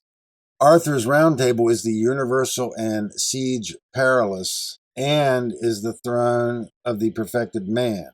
In its terrestrial sense, Arthur was the Grand Master of a secret Christian Masonic brotherhood of philosophic mystics who termed themselves knights. He received the exalted position of Grand Master because he had faithfully accomplished the withdrawal of his sword spirit from the anvil base metals, his lower natures. As invariably happens, the historical Arthur was soon confused with the allegories and myths of his orders, and now the two are inseparable. After Arthur's death, his great sword Excalibur was cast back into the waters of eternity, which is a vivid portrayal of the ascent of cosmic night at the end of the day universal manifestation. The Secret Teachings of All Ages by Manly P. Hall. This is the second movie in the Robert Langdon series based on an earlier work from Dan Brown called Angels and Demons. And this deals with the CERN Hadron Collider, which is very controversial.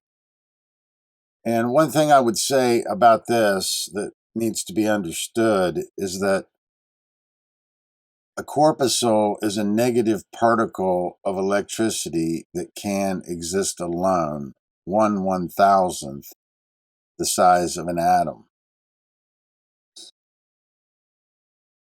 with a velocity of about 100,000 miles per second, and can penetrate the thickest block of steel.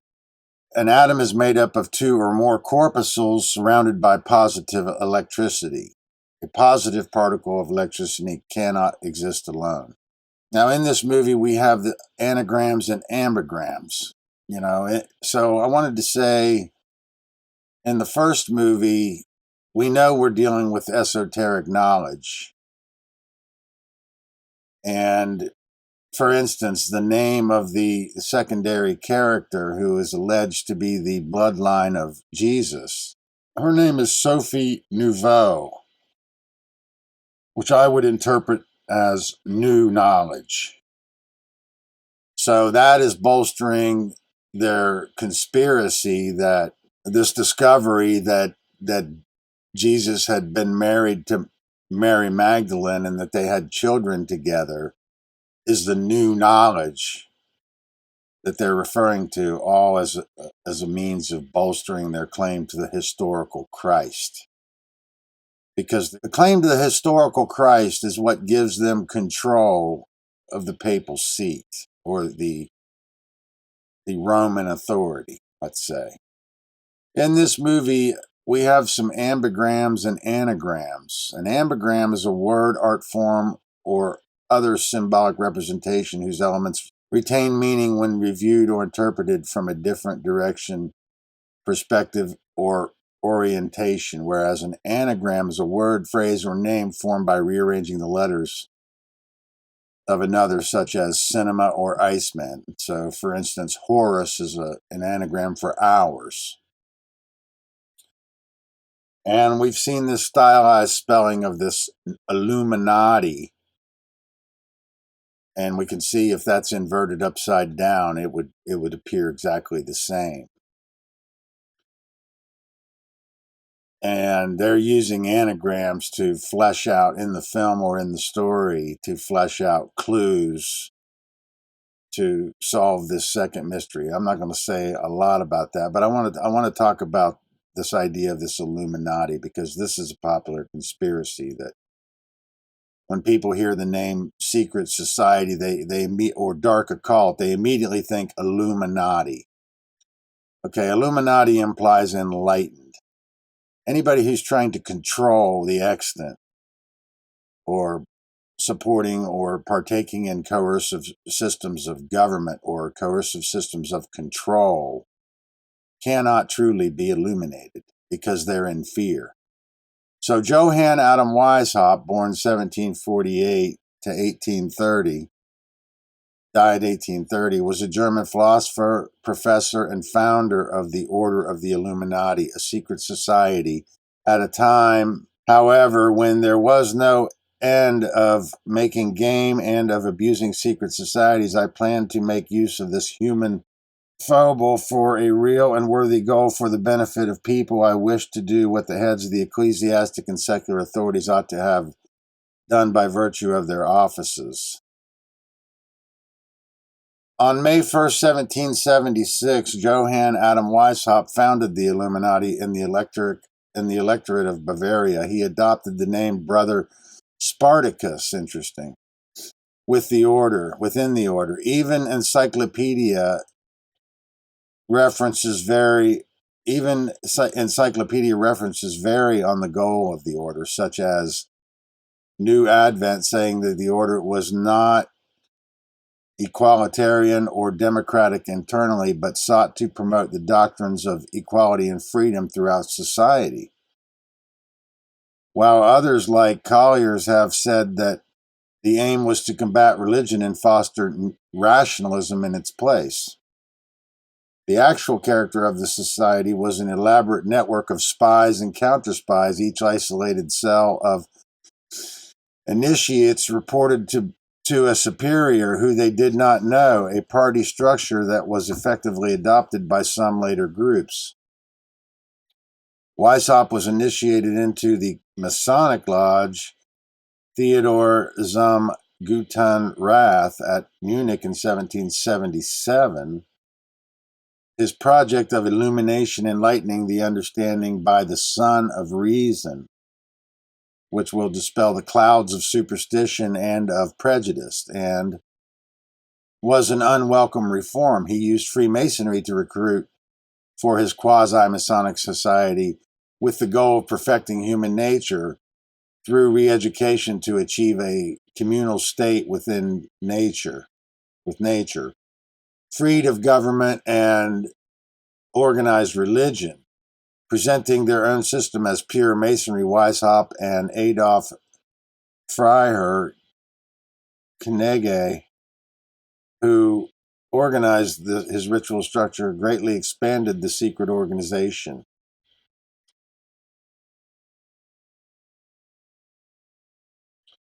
Weishaupt's radical nationalism and vocabulary were not likely to succeed.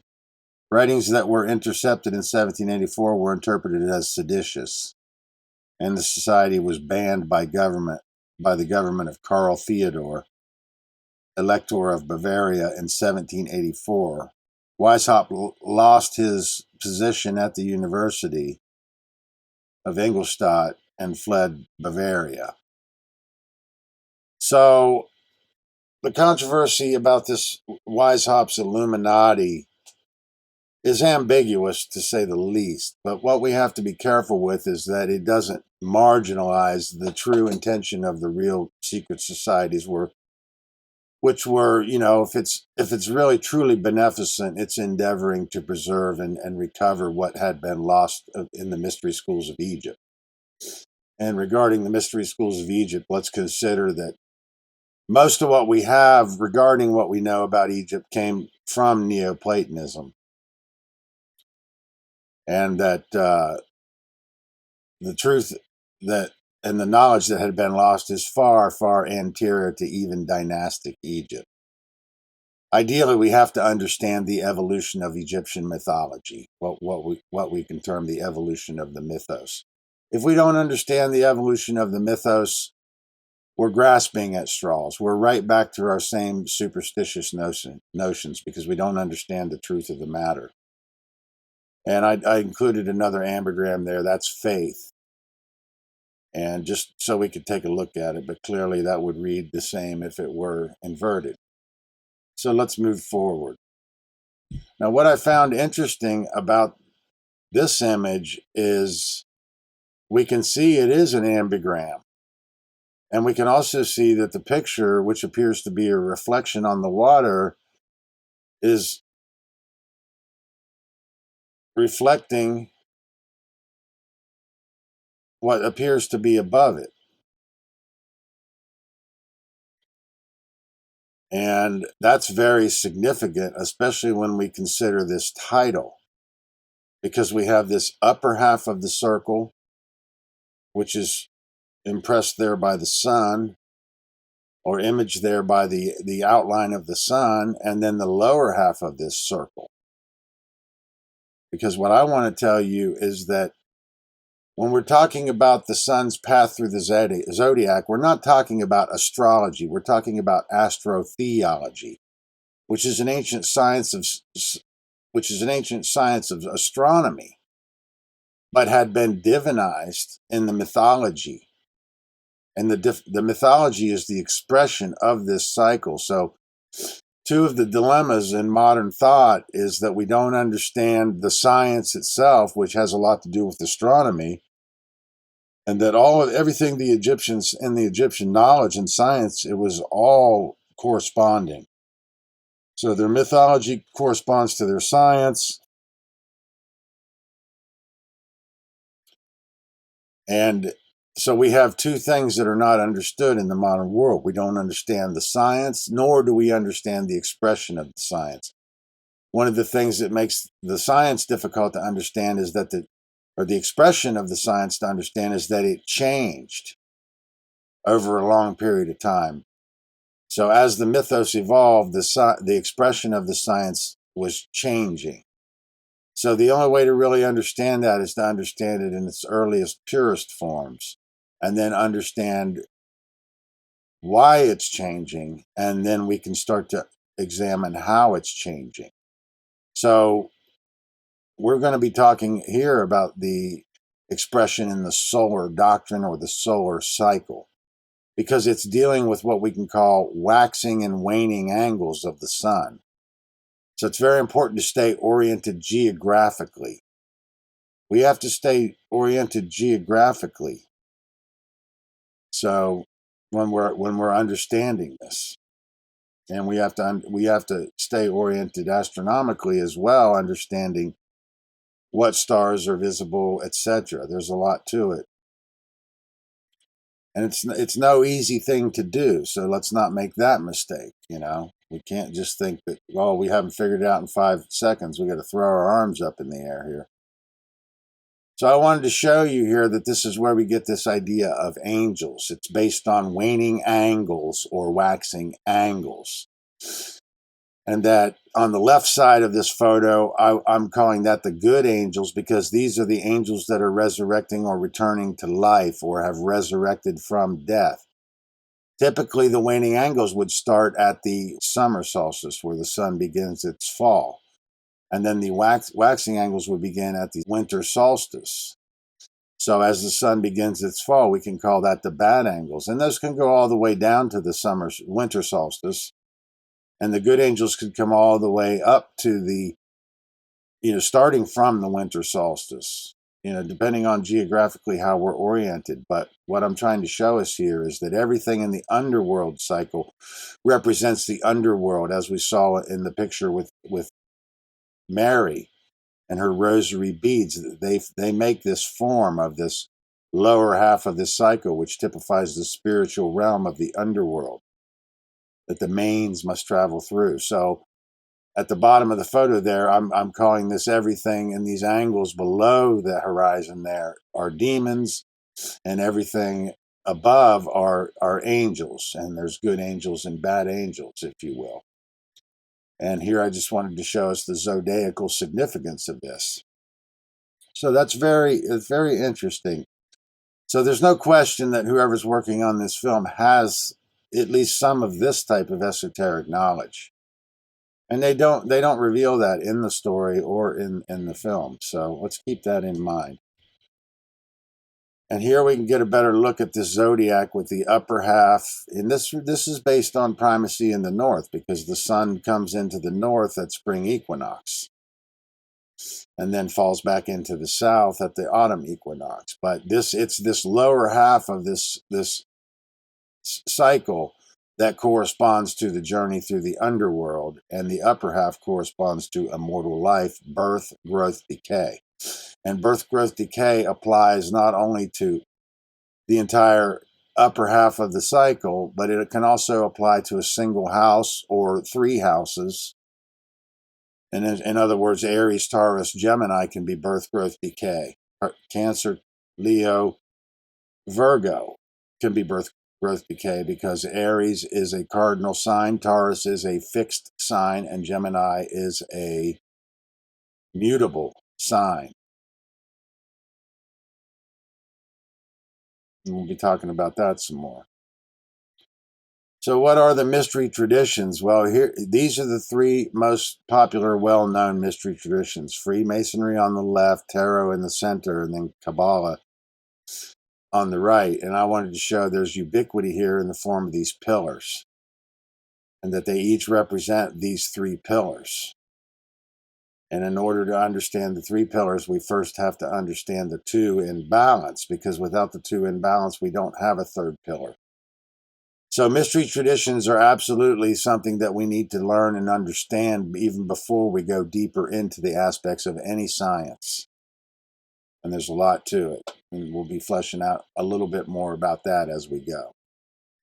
So in the modern world, we still have these secret societies attached to these universities. And here's 4 examples that we have at the Yale University: the Skull and Bones, the Scroll and Key, Wolf's Head, and Berzelius.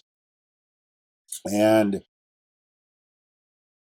these produce some of the, out of these come some of the most powerful people in the world, and they are shaping policy, and they are shaping how our world is operated and run today. And we have these social engineers, so what we have to understand is that originally the sacred sciences are based on agriculture.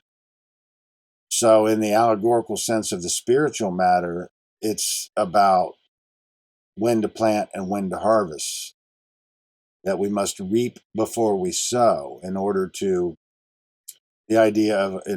prepare for the afterlife is the sowing during life, and then the reaping of the afterlife, where we get the term the grim reaper. And there's a lot to that. I don't want to fully, open that all up right now, but it's very important to understand.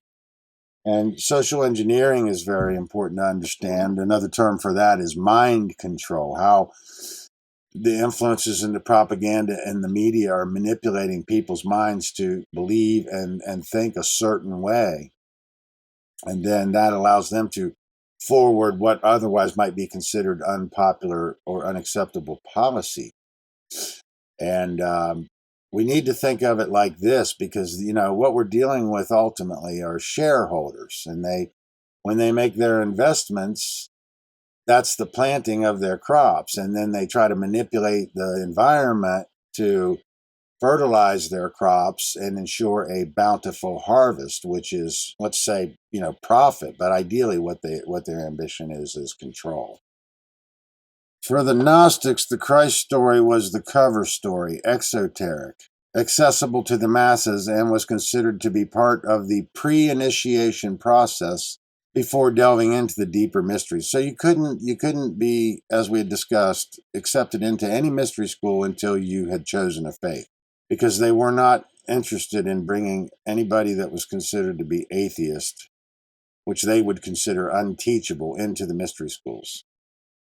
Before beginning the esoteric degrees, one must first learn the exoteric cover story, and then, once taken into mystery schools, you could be given the tools to flesh out the deeper spiritual meaning of your exoteric doctrine, to receive the esoteric teaching of true spirituality and the true science of natural law, ideally.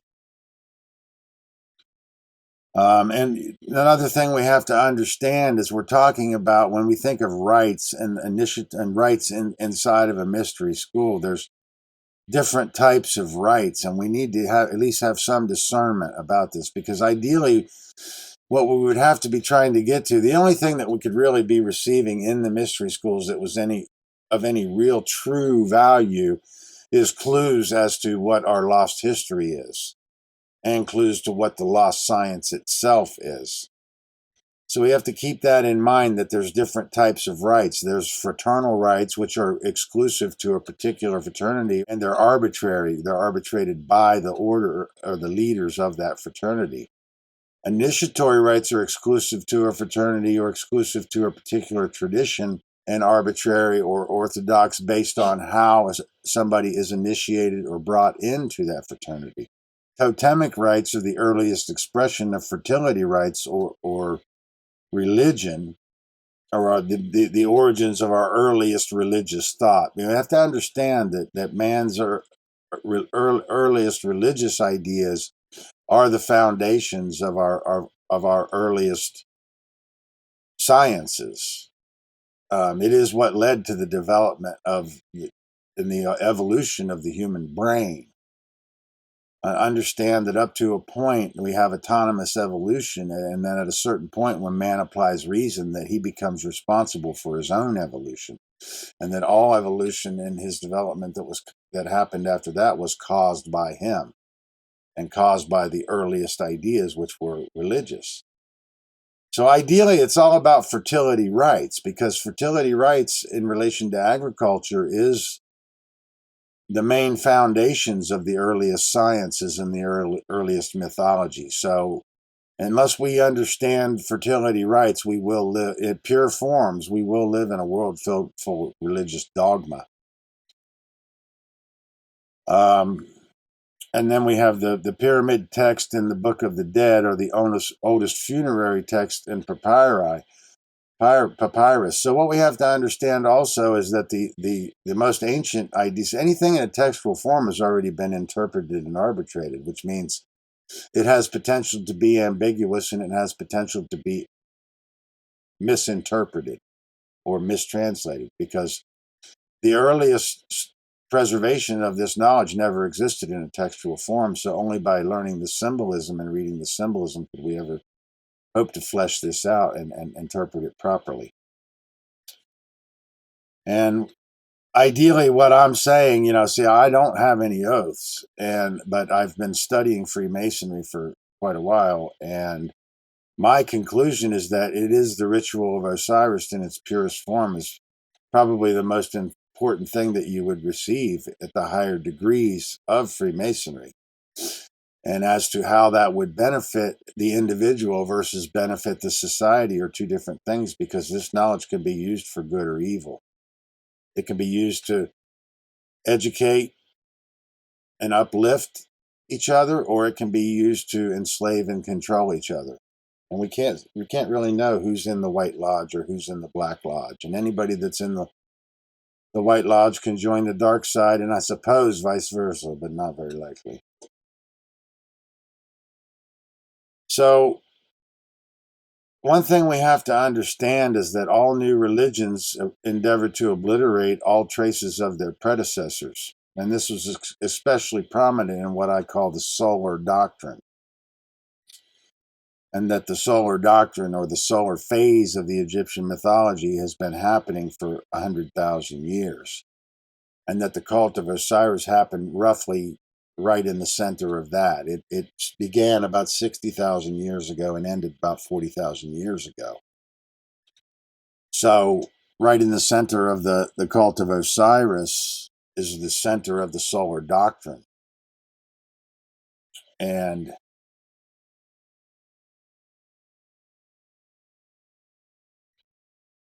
the thirst for power is never satisfied. It is always insatiable, both in men and nations. When Rome was the mistress of the world, the emperors caused themselves to be worshipped as gods. The Church of Rome claimed despotism over the soul and over the whole life from the cradle to the grave. It gave and sold absolutions for past and future sins. It claimed to be infallible in matters of faith. It also decimated America to convert its indigenous people.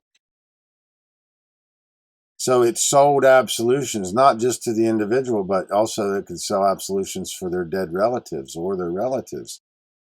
So my claim is that everything in the modern world is post-Osiris. Now, obviously, that's true. If Osiris existed, everything that existing now. But what I'm really saying is that nothing that predated Osiris is essentially left. It's all been obliterated. However, it's because of the pyramids that we still have a chance to understand what happened before Osiris. So this is a solar cult, and following the cult of Osiris, it became even more aggressive, obliterating.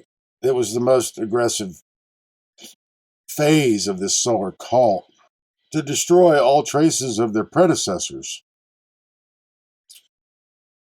And following the cult of Osiris, it only descended into more fervor to accomplish this, and Christianity being the most blatant of the perpetrators, endeavoring in this type of obliteration of ancient traditions that predate it, because they're selling you a new doctrine. They want to obliterate anything that would challenge their dogmatic doctrines.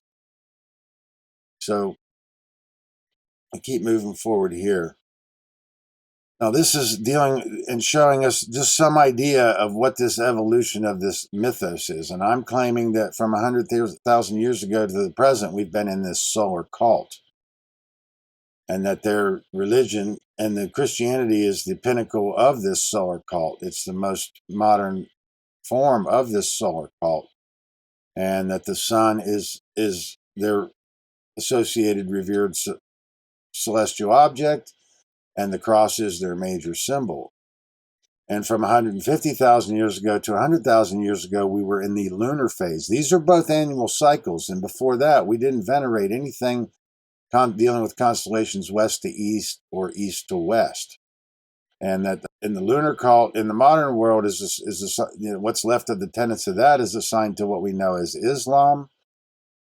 And the symbol of the crescent moon, which is typically a lunar symbol, was ultimately handed to Venus. So that doesn't just represent the moon, the crescent of the moon, because that knowledge was transferred into Venus, which is always shown in an eternal crescent and never shown in a whole aspect, and represents what we know as the lux fere, the bringer of the light.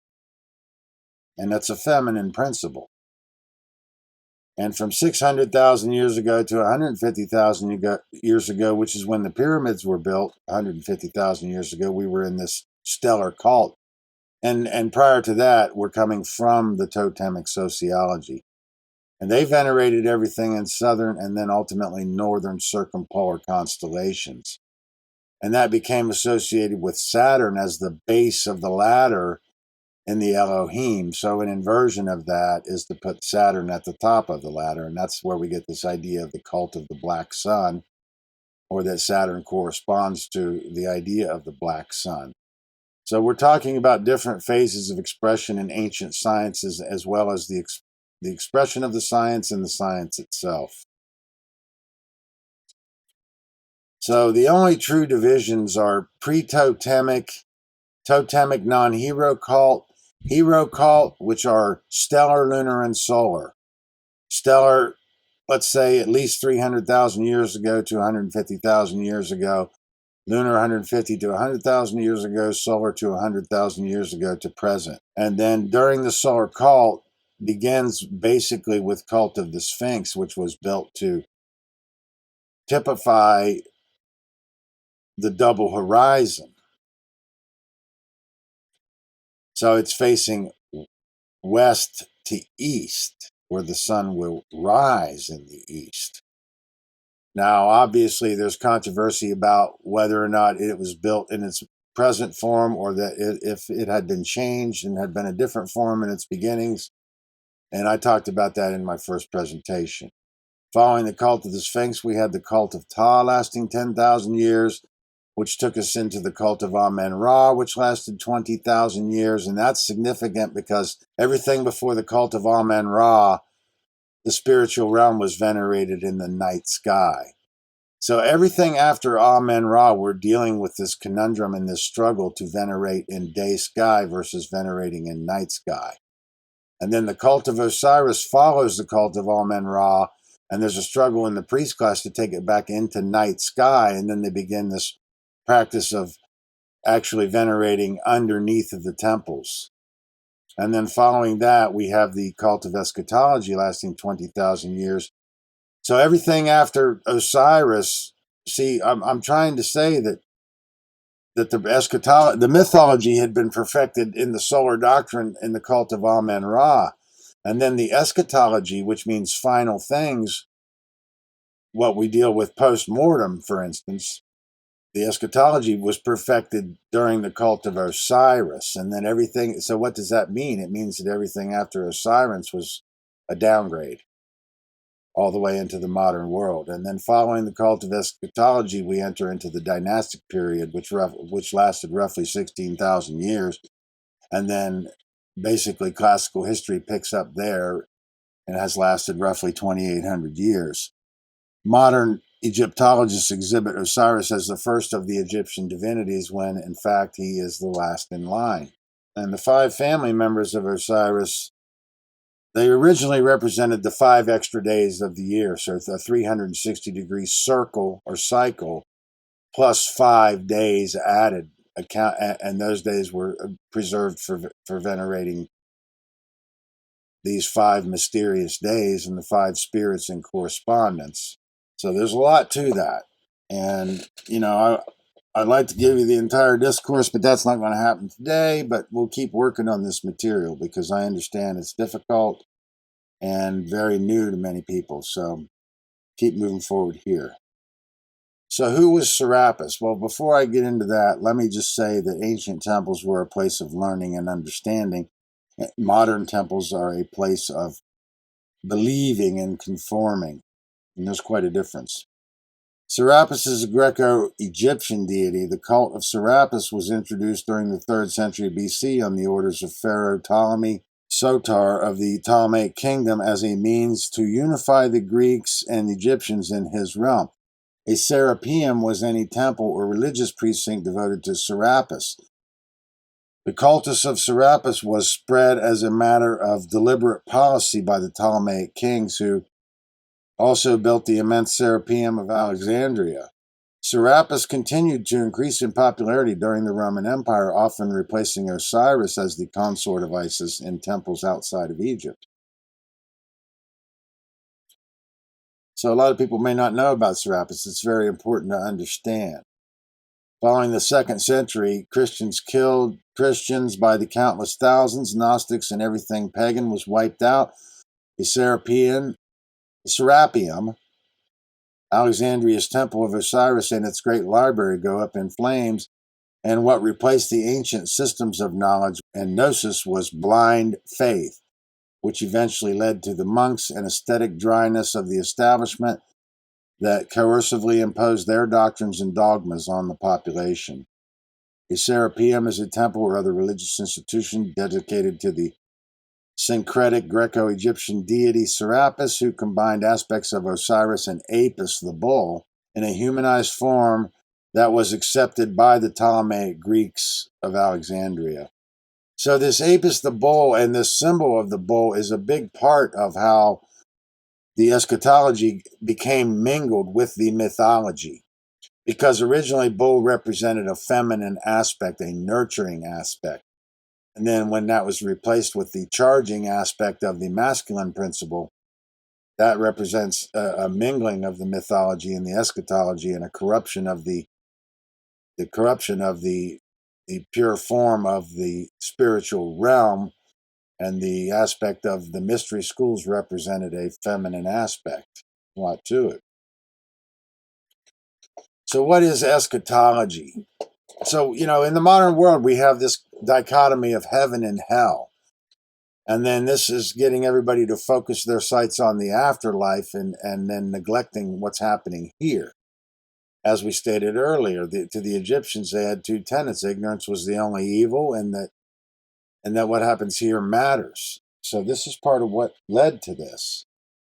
And this happened over a long period of time, this corruption of the mythology and this eschatology. But this is what it looks like in our modern world today. So here's a couple definitions I brought. Eschatology, the part of theology concerned with death, judgment, and the final destiny of the soul and of humankind, final things. Mythology is a collection of myths, especially one belonging to a particular religious or cultural tradition. That's mythology. And then myth is a traditional story, especially one concerning the early history of people or explaining some natural or social phenomenon, and typically involving supernatural beings or events. Mythology, a collection of myths, especially one belonging to a particular religious or cultural tradition. Eschatology, the part of theology concerned with death, judgment, and the final destiny of the soul and of humankind, final things. So one thing I wanted to tell you is that if we study the Greek myths, these are basically provided to us by Homer, and that's where we pick up with classical history, and that all the Greek culture had been based on the heroes from the Homeric myth. And Homer only makes a mere mention of Hades, which corresponds to our modern day hell. And then we have Virgil basically giving us a Roman variant of the Homer. But in the Virgil, we get more of the description of the roasting of the flesh and the screaming of the torment. And we see this detail of this hell starting to emerge. And then by the time we get to the modern scriptures, that's eternal torment and hellfire. So that's, again, something that we need to keep in mind. But as I said earlier, the depths to which we know evil will equal the heights to which we know good. And I brought along this Khalil Gibran quote to just help drive this point home, and it's quite poetic and beautiful. It says, "But I say that even as the holy and righteous cannot rise above the highest which is in each of you, so the wicked and the weak cannot fall lower than the lowest which is in you also." Khalil Gibran. So in order to understand mythology, all mythology, if we study the Roman mythology in the Greek, or if we study European mythology in the Greek dress, or if we study American mythology or South American mythology in the Greek or in the Roman, it's not going to reveal anything to us. If we study the Norse and the Celtic dress, or if we study the Celtic and the Greek dress, it's not going to reveal what we need to understand. This is why it's called comparative mythology or comparative religion. It has to be studied eclectically across the whole spectrum of mythology and culture. But ideally, we're going to learn that only until we study it in the Egyptian is it going to unravel. John Anthony West says, "If you try to describe moonbeams to the blind, you'll get nowhere. If you try to describe sex to eunuchs, they'll get angry." So you cannot talk about an esoteric tradition to the emotionally defective and the spiritually dyslexic, which is par to the great problem of conveying this information to the academic world, because that is what most of the academic world consists of. Late, great John Anthony West. And his work was mostly championing Schwaller de Lubeck's work, which I have some reverence for, and found some very interesting information in his work through John Anthony West. So people have this misconception that Egypts were obsessed with death, or just so afraid of death that they created these religions to deal with it. And this is the actual Book of the Dead. It's actually known as the Papyrus of Ani, and it's an ideographic image that was taken from the walls of a temple in Egypt. And John Anthony says, when death is regarded not, as with us, as an ultimate dissolution, but rather as a transitional and crucial stage of a journey, then the apparent Egyptian preoccupation with death becomes exactly the opposite of what it seems to be. It is, in fact, a preoccupation with life in the deepest possible sense. Okay, this ritual is what we're looking at here, and this ritual can be acted out. That's what I'm trying to tell you. And we see there the weighing of the heart with Anubis and Ibis and Set, and there's a lot to this, and there's a lot of ambiguous translations to it. I would tell you that partly it's a zodiac, but there's a lot more to it. The ritual describes the ways of darkness in the entrance of the Tuat as the tunnels of Set, which show that a way to the netherworld was made by Set, and the primal paradise went down with him into the abyss, which was from the beginning situated in the south, where the Egyptians superlatively localized the Tuat, or entrance to the underworld, which was also the place of egress for the life that came into the world by water from the recesses of the south. It is certain that in one phase they imaged Set as going down south to some sort of underworld, and thus he became the representative of the power of darkness. In the eschatology, he is Ap Uat, or the jackal, as the conductor of the souls, the opener of the ways, the seer in the dark. It's the idea that the dog is a spiritual guardian. And the two forms of the jackal, that of the south and north, now become the guide of the southern ways, or the nether world, and as the opener of the northern ways to the summit of the mount, the pole star or paradise of the north, with Horus as god of that paradise. The scene had now shifted from south to north, and all the attributes which had belonged to Set were transferred to Horus. The two gods were really one, the ritual proves, till when it mentions the two Horuses, it was the one god who had changed his abode in the south and gone into the north.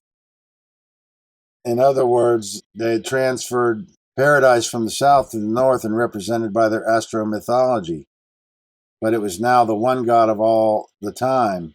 Different types were now given, in which Set is depicted as ever warring against Horus, one of the zoo-type form, and later assumed the anthropomorphic, which means fully personified. So ideally, because this mythology had begun basically in southern Egypt, as it moved north, Set had been original primary deity, god of the South Pole, and then they brought it all, stored it into the North Pole. And then that's part of where we get this struggle and this dichotomy between Horus and Set. And there's a lot more to it. We try to find a way to try to better explain that as we move forward through this. But part of this is in my first presentation. The fable of Isis and Osiris, as it has descended to us in the account given by Plutarch, has not been greatly amplified by modern research. The Egyptian fragments which have been translated in recent years offer no complete account of the birth, life, death, and resurrection of Osiris, nor has any new key been found to unlock this great drama, which may well be termed the Passion Play of Egypt. It's obviously a huge subject, but basically the way most of us know this story is that his brother Set, or Typhon, had ambition to take the throne from Osiris, and then tricked Osiris, killed Osiris, chopped his body into 14 parts and scattered him all over Egypt, all of which were recovered by the goddess and then reassembled all but one, so we have the 13. And that she replaced the missing part with a gold, which was the phallus, which is obviously a fertility symbol, with a golden phallus, which I would tell you corresponds to the golden rays of the sun. Manly P. Hall, in his book Lost Keys of Freemasonry, says early Masonic historians such as Albert Mackey, Robert Frake Gould, and Albert Pike were of a single purpose in their efforts to establish definite correspondences between the Hiramic legend of Freemasonry and the Osirian myth, as expounded in the initiatory rituals of the Egyptians. It is now generally acknowledged that the Egyptians, of all the ancient peoples, were the most learned in the occult sciences of nature. The wisest of philosophers from other nations visited Egypt to be initiated in the sacred mysteries by priests of Thebes, Memphis, and Hermopolis. Thales, Solon, Pythagoras, and Plato journeyed from Greece to the delta of the Nile in quest of knowledge. Upon returning to their own country, these illuminated men acknowledged the Egyptians to be the wisest of mortals, and the Egyptian doctrines concerning the history of the gods and the regeneration of men. So in Freemasonry, basically, originally is 3 degrees: the entered apprentice, the fellowcraft, and then master mason degree, which can also be referred to as entered, passed, and raised. And here on the right, that's supposed to be Hiram Abiff resurrecting from the coffin or the grave. And Manly P. Hall says, Freemasons are the Horai, each is a hawk of the sun. And for one reason is each one raised, and that is to avenge the destruction of wisdom. Each one is dedicated to the overthrowing of the reign of Typhon, which is the mysterious Armageddon, when the hosts of the adversary shall be routed forever. So Typhon represents the reign of man's ambition, rather than man's purpose being to serve truth and the true spiritual understanding of truth and passing knowledge of truth on to progeny and posterity. So in the 2nd degree, we have this middle chamber. And you can't see into the middle chamber until you go up this spiral staircase. You can't see what's in there. And then the idea is that when you enter this, when you have raised off the floor of the base consciousness, then you're able to enter into this middle chamber, and then in there you're going to find doors. So it's an unseen, mysterious place. And Joseph Campbell says, the cave you fear to enter holds the treasure that you seek. And I would say that would be a reference to this middle chamber. So what we're going to find in that middle chamber are the doors of all possibility. And before that we enter those doors, we have to have the spiritual armor to transmute whatever we find into something that benefits the species. So this middle chamber represents facing the shadow self, going into the darkest places of the soul, and dealing with and facing down whatever we find in there. There's a lot more to say about it, but I'm going to keep moving forward for time's and expedience sake. The Assyrians in their funeral rites, in all respects, imitated the Egyptians and the stellar mythos, and that means the Babylonians or the Sumerians or the Akkadians or whatever you want to call them. These are the northern, and basically during that time, this was all considered to be an extension of northern Egypt, so we have to keep that in mind. The Assyrians in their funeral rites in all respects imitated the Egyptians. In the stellar mythos, we find the Kahuti, or glorious ones, succeeding the elemental powers, with Horus as the 8 and supreme. And these Babylonians converted into evil spirits, not understanding and having forgotten the original, the old Egyptian wisdom. In comparing Egyptian mythology with the Babylonian, the types that represent the evil in the latter had represented good in the former. The elements cannot be immoral or are not immoral. Benevolent spirits were transformed into evil entities from mistranslation and deteriorated forms. So I'm claiming all modern doctrines and mythology are by and large derivations of solar doctrine. And at its pinnacle of evolution, which is the cult of Osiris, when the Egyptian eschatology became perfected 50,000 years ago, All modern traditions and mythologies are fashioned out of a detritus of the Egyptian and thus must be studied in Egyptian pure forms, which reveal how it becomes deteriorated and ultimately inert or stagnant in later forms we call religion. And that all traditions are some distortion of this. So when we're studying and we find this ubiquity in modern doctrines, and we can show that ideally it's some deteriorated form of this siren cycle, we're going to arrive at a question: what gives it its persistent vitality? And it's that these fertility rites are vital, because they're the understanding pure fertility rites is the key to unraveling all of our earliest learning and all of our earliest ideas, which are the basis for all the ideas that we have in the modern world, which are largely corrupted forms of this. A lot more to say about that, but I'm going to move forward. Everyone wants to take their prejudice to the truth. Everyone wants to think that their institution is the only institution that hasn't been corrupted or infiltrated by dark occultism.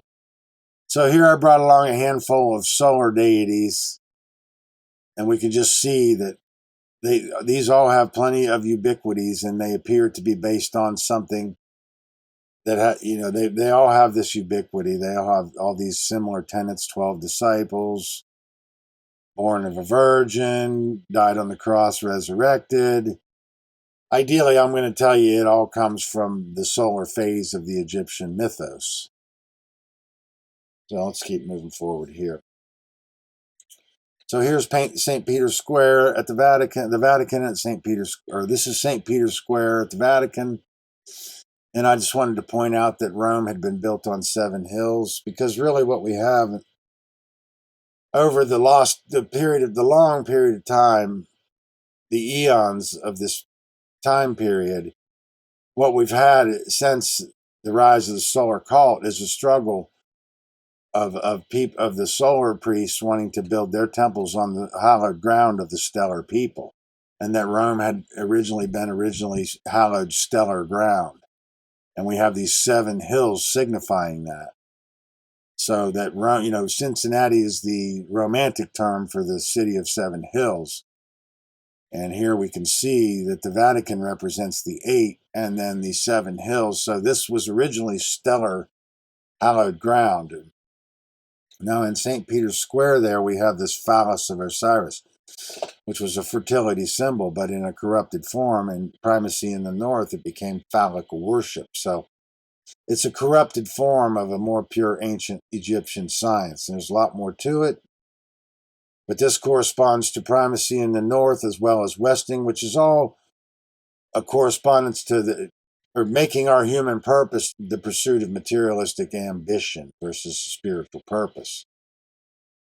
And then the 8-spoked wheel that surrounds the phallus of Osiris, or the obelisk in St. Peter's Square, represents the solstices and the equinoxes of the zodiac, and then the Sabbats so that's the 4 cardinal points, and then the Sabbats being the 4 semi-cardinal points. Move forward here. So eschatology is final things perfected in the cult of Osiris 50,000 years ago. Osiris is the first mummy, the first victim, the first resurrection, the Lord of resurrection, the judge of the shades, the god of the underworld. He dies and is born again in 3 forms. So there's some ambiguity there. This is a huge subject. So I brought along more information that I'm going to be able to cover. So we'll just move forward here and work with what we can. So here, that's Robert Bauval descending into one of the temples that is underground. And I'm trying to tell you that this represents this veneration returning to the night sky following the cult of Amen-Ra. In a sense, we can think of the ritual of Osiris as a coffin ride. It's about dealing with the shadow self and all things unseen that we fear, to overcome our fear of death and our fear of darkness. Understanding the shadow self is understanding the nature of the ego to remain executor of the being and want to control things in the extant. And that's how nations and governments behave. When we put man's law on a pedestal, we must overthrow the laws of creation, which is the same as overthrowing the Creator itself. So this ritual underground, in a sense, represents the underworld, the tenebrous regions where initiates make contact with the divinities. It is like getting into darkness and finding a way into the afterlife kingdom, the portals of immortality, the portals that led to an afterlife was through death, and therefore the initiates would learn down here in absolute black darkness, perhaps with no torches whatsoever, would come here and imbue the mood of the place and find themselves in a peculiar position of interface. They were that close, they believed, where no one can transit from life, death, and rebirth. The people who came here were early Christians, and yet they were the link between the ancient Egyptian mystery cults and the Gnostic religions. The Gnostic religion, in a sense, is the ancient Egyptian mystery cult Christianized. I agree with that. So we find these underground rites all over the world, as far as Machu Picchu, Eleusis. It's all based on venerating underneath of the temple, because it's a remnant, or a deteriorated form of returning to this night sky. So we have this struggle between venerating gods in day sky, which is everything in the modern solar cult, and versus the end of this venerating in the night sky, which was the ritual of Osiris. So the mystery schools that emerged post Akhenaten were about trying to preserve this tradition, because it's very important to understand that the feminine can never be associated with the day sky, and that the day sky typifies physical and the night sky typifies spiritual, which also corresponds to southern hemisphere and northern hemisphere. Southern hemisphere being the spiritual realm, therefore northern, this physical realm. So this Osiris, this is what I'm calling the Osiris motif. It should be particularly noted that the Egyptians did not regard Osiris as wholly dead, but view him as continuing to live in the underworld, where he superintends the ceremony of psychostasia. The underworld is not a sphere of the dead alone, it is the world of the mysteries. He is therefore God of the hidden fane, the temple which is beneath the earth, the house of the low ceiling, the crypts in which the initiates go in search of truth. He is the dweller who abides in the darkness of the innermost. His throne is not in the objective world, but in the subjective sphere, which is the inner life of man. This is arcanely intimated that while truth may perish from a society, it cannot die from the heart, which preserves the sacred tradition through the natural inspiration by which all men are gradually moved to truth. So in this story of Osiris, we have this motif. Jealous brother covets the throne and plots to overthrow and murder the, quote, good king. He drives the son, the rightful heir to the throne, into exile, rules with an iron fist, and drives his nation into despotism. The son matures and returns to reclaim the throne and avenge his father's death. Kingdom is restored and health is returned to the land. Good triumphs over evil. So we have this rememberment, or we have dismemberment, or rememberment from dismemberment is the whole idea of the motif, but to reassemble the mind, it's all about remembering who we are. In order to do that, we have to do the eclectic comparative study and gather all the pieces. And in this motif, we can say that Horus is widow's son. So we can clearly see that this is basically the foundations of what we think of as modern Freemasonry. So I found this same motif in Hamlet. So this is an example of how this has survived and given this persistent vitality to survive in this modern world. So let's take a look at Hamlet, Shakespeare's Hamlet, which ultimately is older. It came from Norse Eddas, and it goes clear back. That's my whole point of this presentation. It's that old. The tragedy of Hamlet, Prince of Denmark, and there's definitely something rotten in Denmark. Let's not kid ourselves. The tragedy of Hamlet, Prince of Denmark, often shortened to Hamlet, is a tragedy written by William Shakespeare, which is, in my view, controversial. sometime between 1599 and 1602, set in Denmark. The play depicts Prince Hamlet and his revenge against his uncle Claudius, who has murdered Hamlet's father in order to seize the throne and marry Hamlet's mother. So the motif roughly is this: jealous uncle kills king, steals throne and wife, son drives son into exile, son returns from exile, avenges the throne, restoring the kingdom.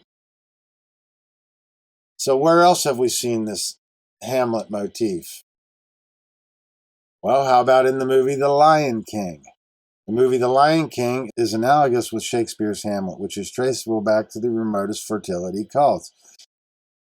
It is nearly a pure form of the Osirian legend. The jealous uncle kills his brother, who is king, and takes his throne, driving the son into exile, who later returns and avenges his throne. The film Apocalypse Now, regarding the Fisher King legend, denotes the ritual of Osiris. So I guess I just wanted to make a mention of that. Probably should take that off that slide. So here we have it in The Lion King. I'm sure we're all familiar with this. Well, where else can we find this motif? I found it in the newest version of King Arthur, The Legend of the Sword. Same motif. Jealous brother kills the king, drives son into exile, kingdom falls into darkness, son returns from exile to kill his uncle, avenges the throne and his father's death. And this is a fascinating film, and I'd like to have more time to fully break this down for you, but I'm not going to have, all the time we would need to fully flesh it out, but let's just take a look at a little bit of it.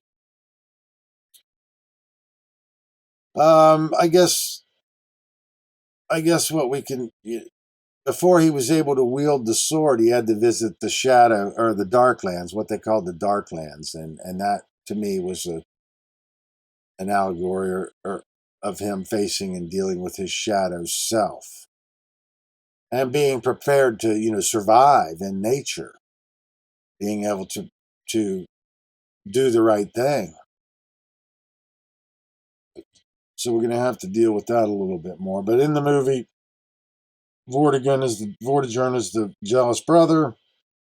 Uther is Arthur's father who Vortigern murders, drives Arthur into exile. Arthur comes back. He battles Vortigern and reclaims the throne, defeats Vortigern, reclaims the throne.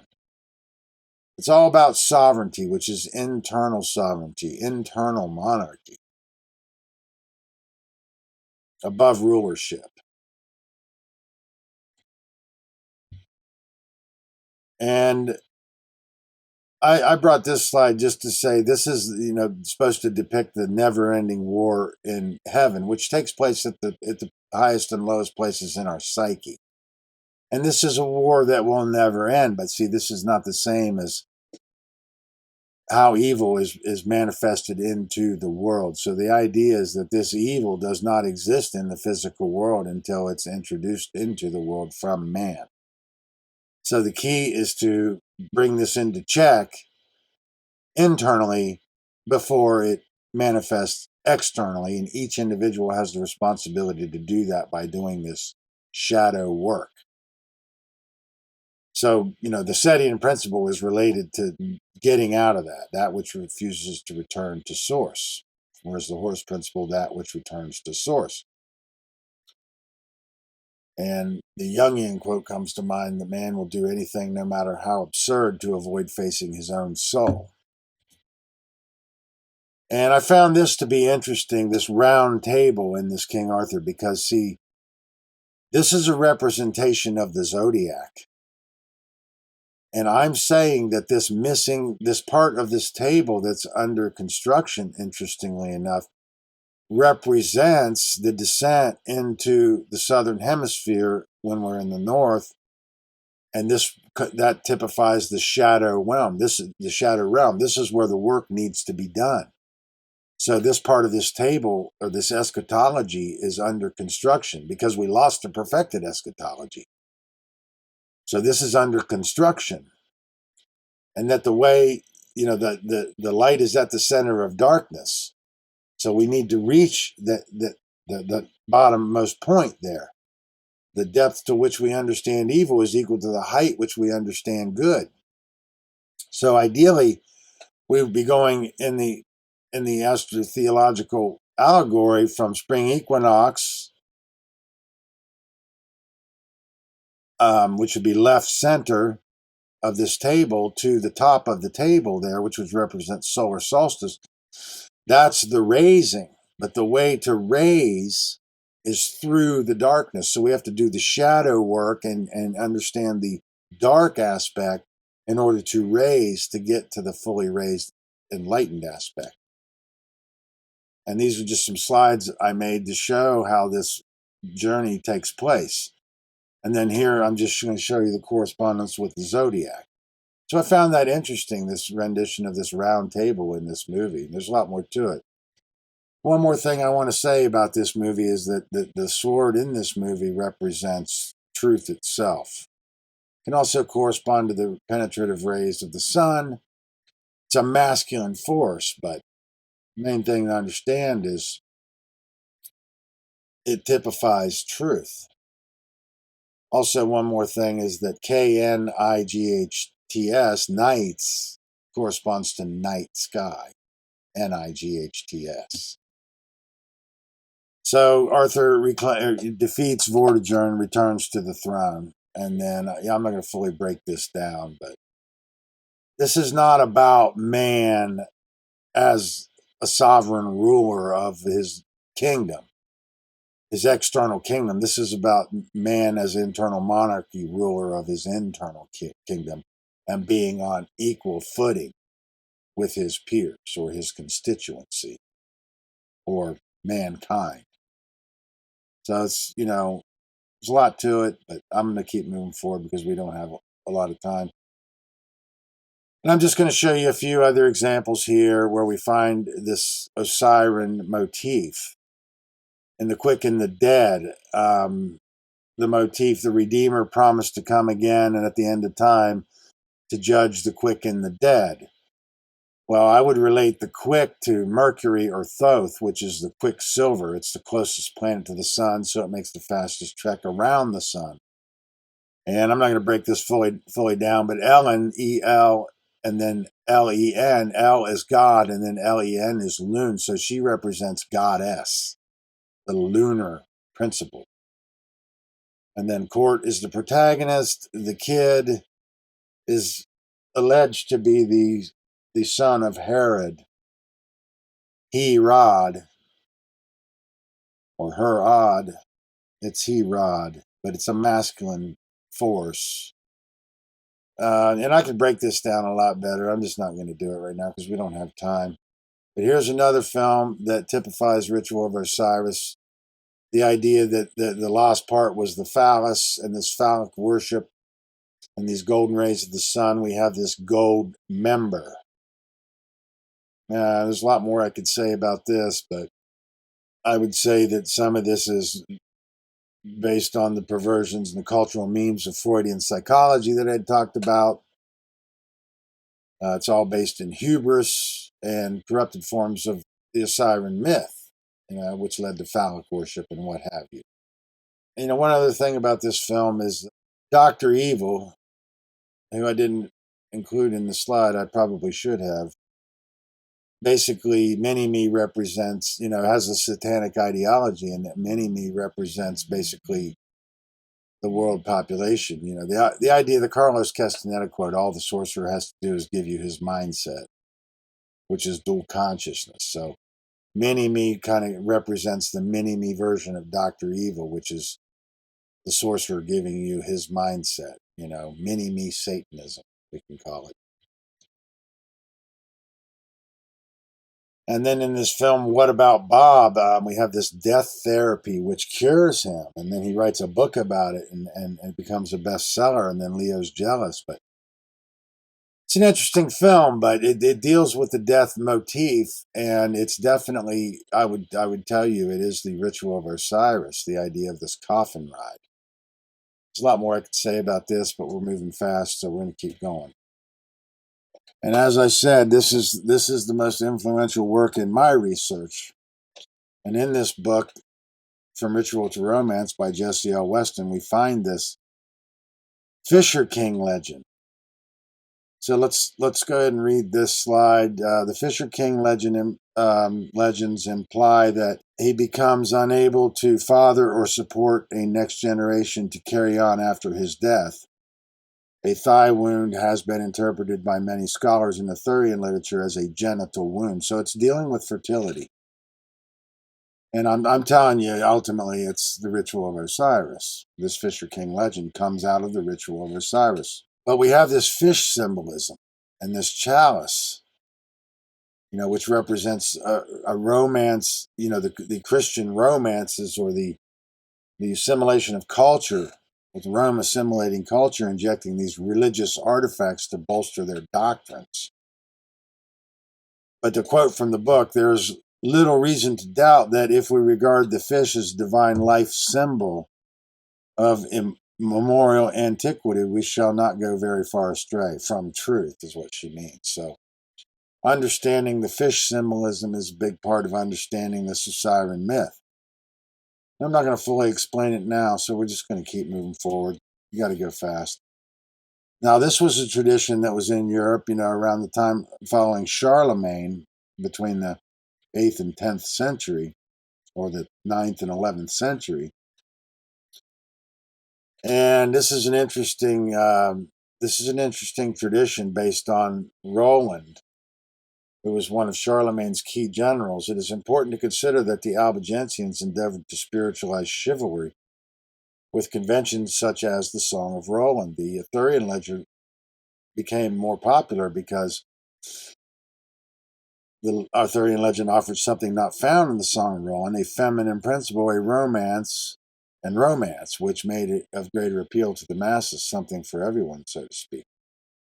But this is actually a film, and it's a good film, and I would check it out. I would study this subject because it's part of understanding the Arthurian cycle. And here's another King Arthur movie, and I brought this one along just to point out that this is a modern film that's been made to try to bolster the idea that King Arthur was actually a historical character. I'm sure we've heard that before. So it has similarities to the idea of the historical Christ, if you will. So what are these Vulgate cycles? The idea of the Vulgate cycles is that pre-Vulgate implies before the story becomes romanced and then introduced into literary form. So prior to that, it's an oral tradition, and that during the Vulgate cycle, it's starting to become romanced and stylized, and then we have new characters, and then the stories start to revolve more around the Knights of the Round Table and these Christian motifs that are being injected into this Celtic legend. And I just want to say one more thing is we have these Christian motifs introduced into this Arthurian cycle because Rome assimilates culture. And, the whole point about this tradition is that if it hadn't been for the Arthurian tradition and the Norse traditions, which was the strong cultures that resisted the imposing Latin Christendom, this knowledge and these mystery schools would not have survived into the modern world. That's a big point that I'm trying to make. But that this character Lancelot didn't exist in the pre-Vulgate cycle, and that he was introduced, and then this romance with Guinevere, was part of assimilating this tradition, and then bolstering this idea of this Holy Grail, and then making this whole round table about seeking this religious artifact that bolsters the Christian claims to the historical Jesus and the doctrines that ensued. This Roman Church. A lot more to it. We're going to move forward. So when we study ritual order romance, we're immediately going to discover Sir James George Frazer, who basically wrote this encyclopedia of culture. It's probably 13 volumes, and it's just a massive archive of world culture. One thing I'm trying to say about this is anthropology, and when we get into the anthropology, it's an eclectic study. So we're going to realize by the magnitude of Frazer's work that it's a huge endeavor, and not to be discouraged or swayed away from the task at hand. it is possible that we can deal with this. And there's abridged versions. I haven't read. I work with the abridged version, okay? And it's not a book that you read. It's a book that you learn to work with and reference. And I brought along this picture of Turner's Golden Bough. So this is a painting. In the opening of the Golden Bough, Fraser says, "Who does not know Turner's picture of the Golden Bough? The scene is suffused with the golden glow of imagination in which the divine mind of Turner, steeped and transfigured even the fairest natural landscape, is a dreamlike vision of the little woodland at Lake Nemi, Diana's Mirror, as it was called by the ancients. No one who has seen that calm water lapped in the green hollow of the Alban Hills of Italy can ever forget it." So the one thing I want to say is that we have to understand that the work that in the eclectic encyclopedia of culture that Fraser has provided with is not exactly the same as his conclusions about it. It's similar to Darwin. We have Darwin's findings and then we have Darwin's conclusion. Those things, the same with Fraser. They have to be discerned from each other and dealt with separately. So, for instance, the work, The Golden Bough, is an invaluable resource for an eclectic study of culture. However, Fraser's conclusions about what he found, I would take umbrage with. Ideally, Fraser's conclusions are that the traditions that he finds are local to where they're found. They're localized. And my conclusion on it is that they all had come from Egypt and imported to where they're found, unless they're found in Egypt. So we're going to keep moving forward here. So in the Greek mythology and the Roman mythology, we have Persephone and Proserpina. Proserpina basically being the Greek or the Roman variant of the Greek Persephone. And Persephone goes into the underworld to visit her father's shade. Main thing is, I'm going to tell you, study Edith Hamilton, but this is Ritual of Osiris in a corrupted, deteriorated form. But it's important because this is part of how it was preserved into the modern world. So here we're going to talk about Royal Arch Masonry. So this arch here represents this upper half of this solar cycle in the Northern Hemisphere. So this came from, I would tell you, the Cult of Amen-Ra. Of course, it was lost and then resurrected, sometime, post-Babylon. But that it's a corruption, or it led to a corruption in the solar mythology because it put everything primacy in day sky. So here's some words that we get from this day sky conundrum. Deity, deist, piety, pious, the word theist, opus dei, God's work, regarding day sky. A fertile season corresponds to the summer season, spring-summer season. The propensities of venerating day sky solar aspects or deities is what we're trying to deal with. It corresponds to Icarus flying too close to the sun. So left brain imbalance, solar pillar. But this archway is the holy mountain. So let's go ahead and mention that. It's a solar aspect. The arch is a solar aspect. Corresponds to day sky in the summer season in the north. It's physical, polarized in that sense. And primacy in the north, we're not going to be able to understand until I explain it a little bit better, but also westing. So the idea of chasing the lure of gold and the alchemical allegory into the west. It's materialism. It's about chasing or being in pursuit of ambition or materialism. We're going to talk a little bit about ram symbolism, and you see I have more Royal Arch Masonry because it corresponds in the acronym.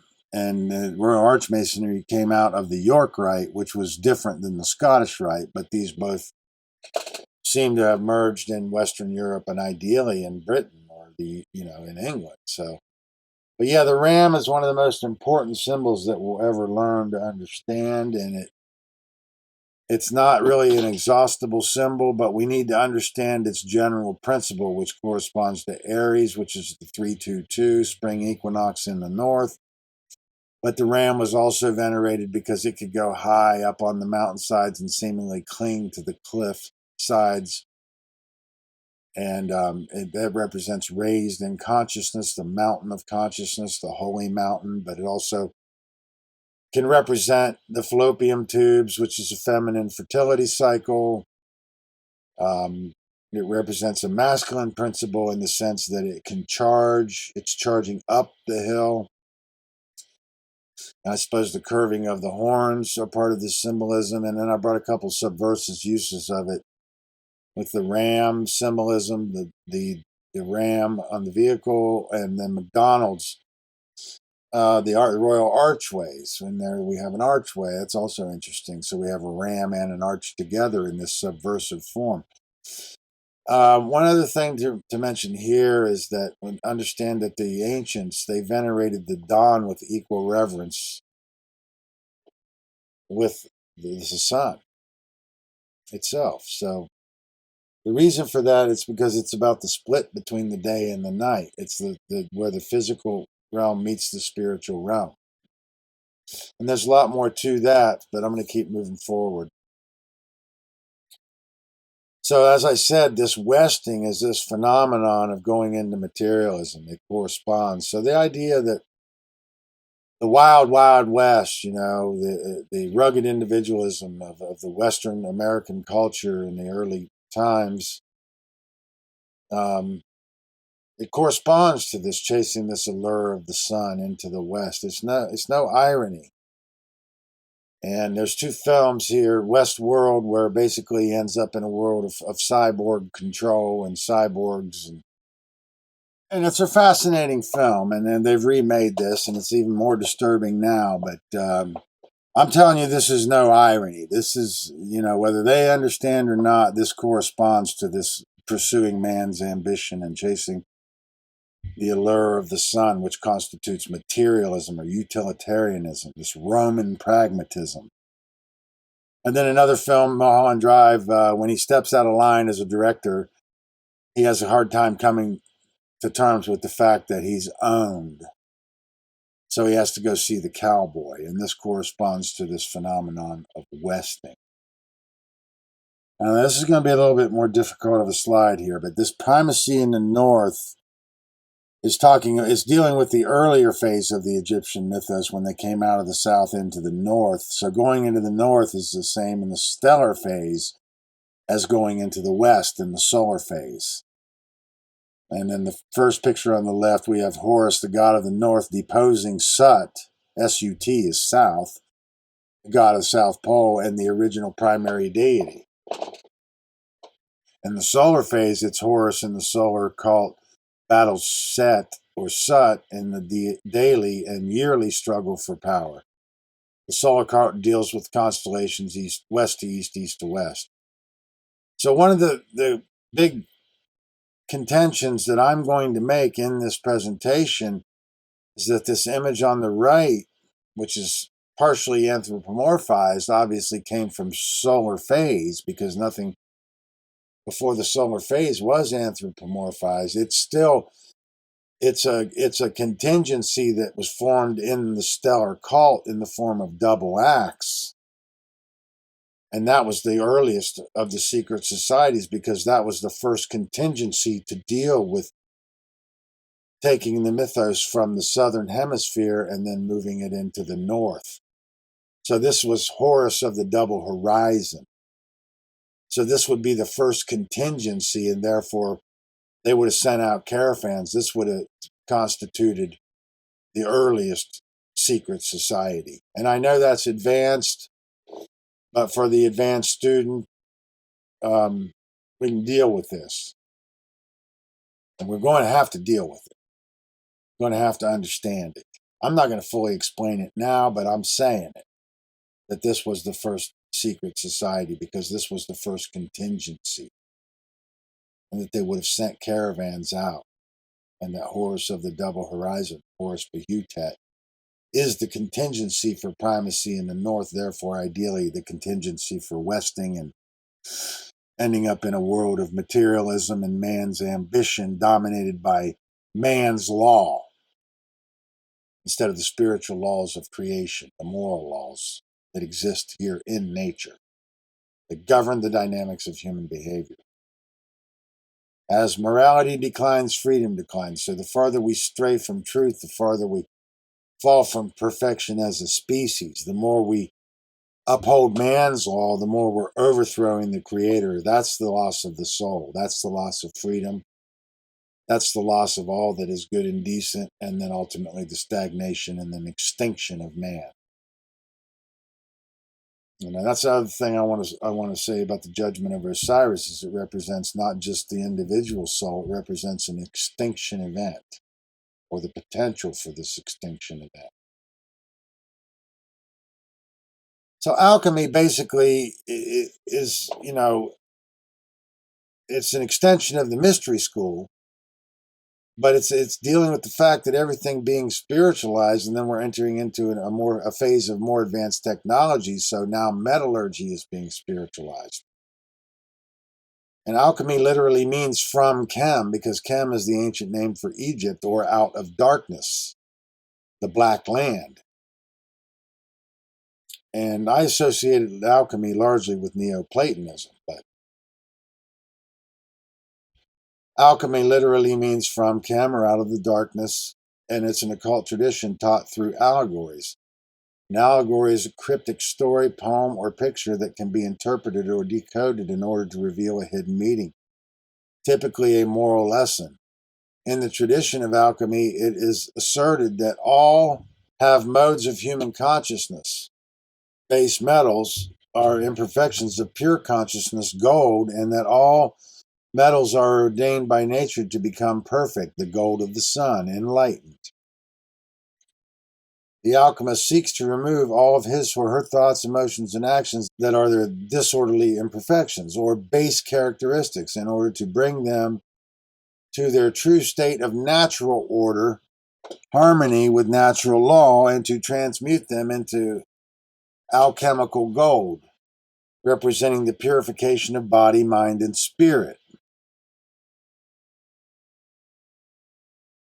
So this idea of out of the black land is dealing with how the Nile would overflow its banks and replenish the soil with the fluvian soils and refertilize the land for planting.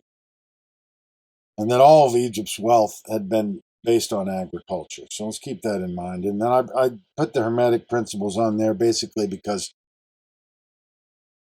they're far more ancient. Ideally they're the basis of all of it. But see, these were lost and then rediscovered during Neoplatonism. So they're basically associated with Hermeticism or Neoplatonism.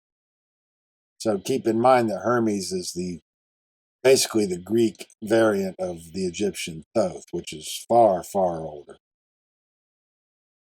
So here's a film or a story by Rudyard Kipling that deals with this alchemical allegory. The man who would be king, and the whole motif is they came for the gold but stayed for the adventure. Now this is a very, very popular motif. It's an alchemical allegory referring to the golden ray or gold of the sun, which is a symbol of enlightenment. So the idea is that they attained the enlightenment, and then in a corrupted form, they stayed for the adventure. They used the enlightenment to be worshipped as gods and reign over a kingdom. And then in the pure form, or the benevolent form, it's that they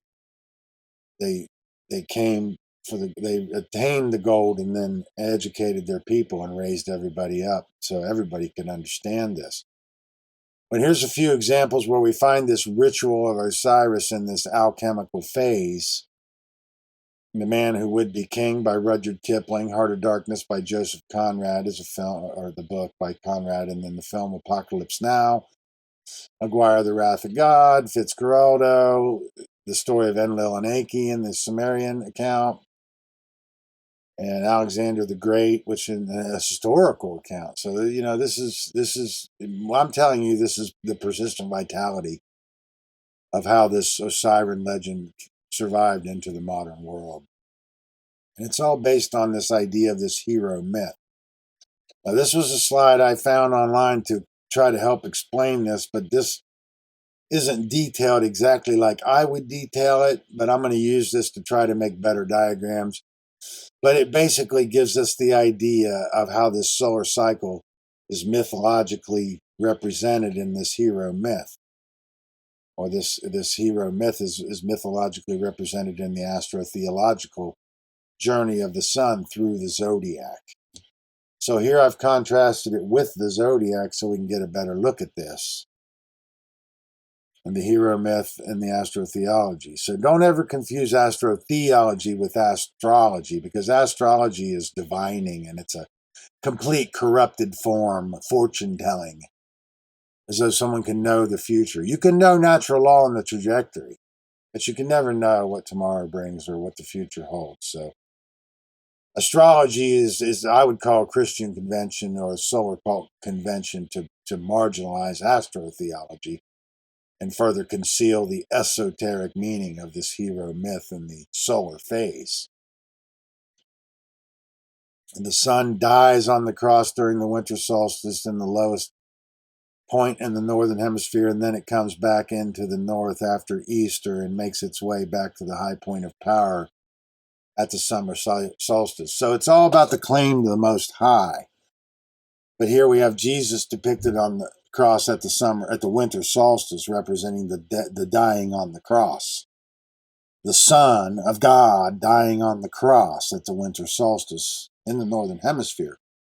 So orientation is key. We have to be able to orientate ourselves geographically and understand this astronomically in regard to this particular cosmic movement of the sun. So we have Osiris at the winter solstice, Horus at the spring equinox, Ra fully raised most high in the solar doctrine, and then Set taking us back down into the underworld. So this point between Set and Osiris is where this struggle occurs with Typhon or Set, which is where we get the word typhoon. You know, it's obviously a destructive power. There's a lot more to it. I'm not going to fully explain it now.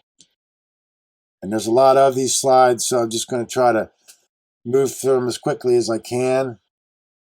But yeah, we've described this birth, growth, decay, the 322, the ram, the dismemberment, rememberment through the eternal womb, and then in the north, and how things had ultimately been put into the north in the stellar phase, and why that led into materialism and the corruption in the solar phase. There's a lot more to it, but we're going to keep moving fast.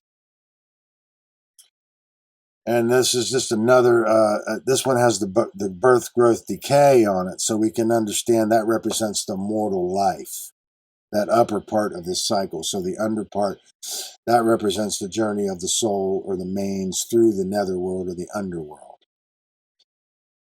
So ideally, we're going to talk about how this corresponds also to our modern day mechanical clock and how this is part of this corruption in this ancient sacred science.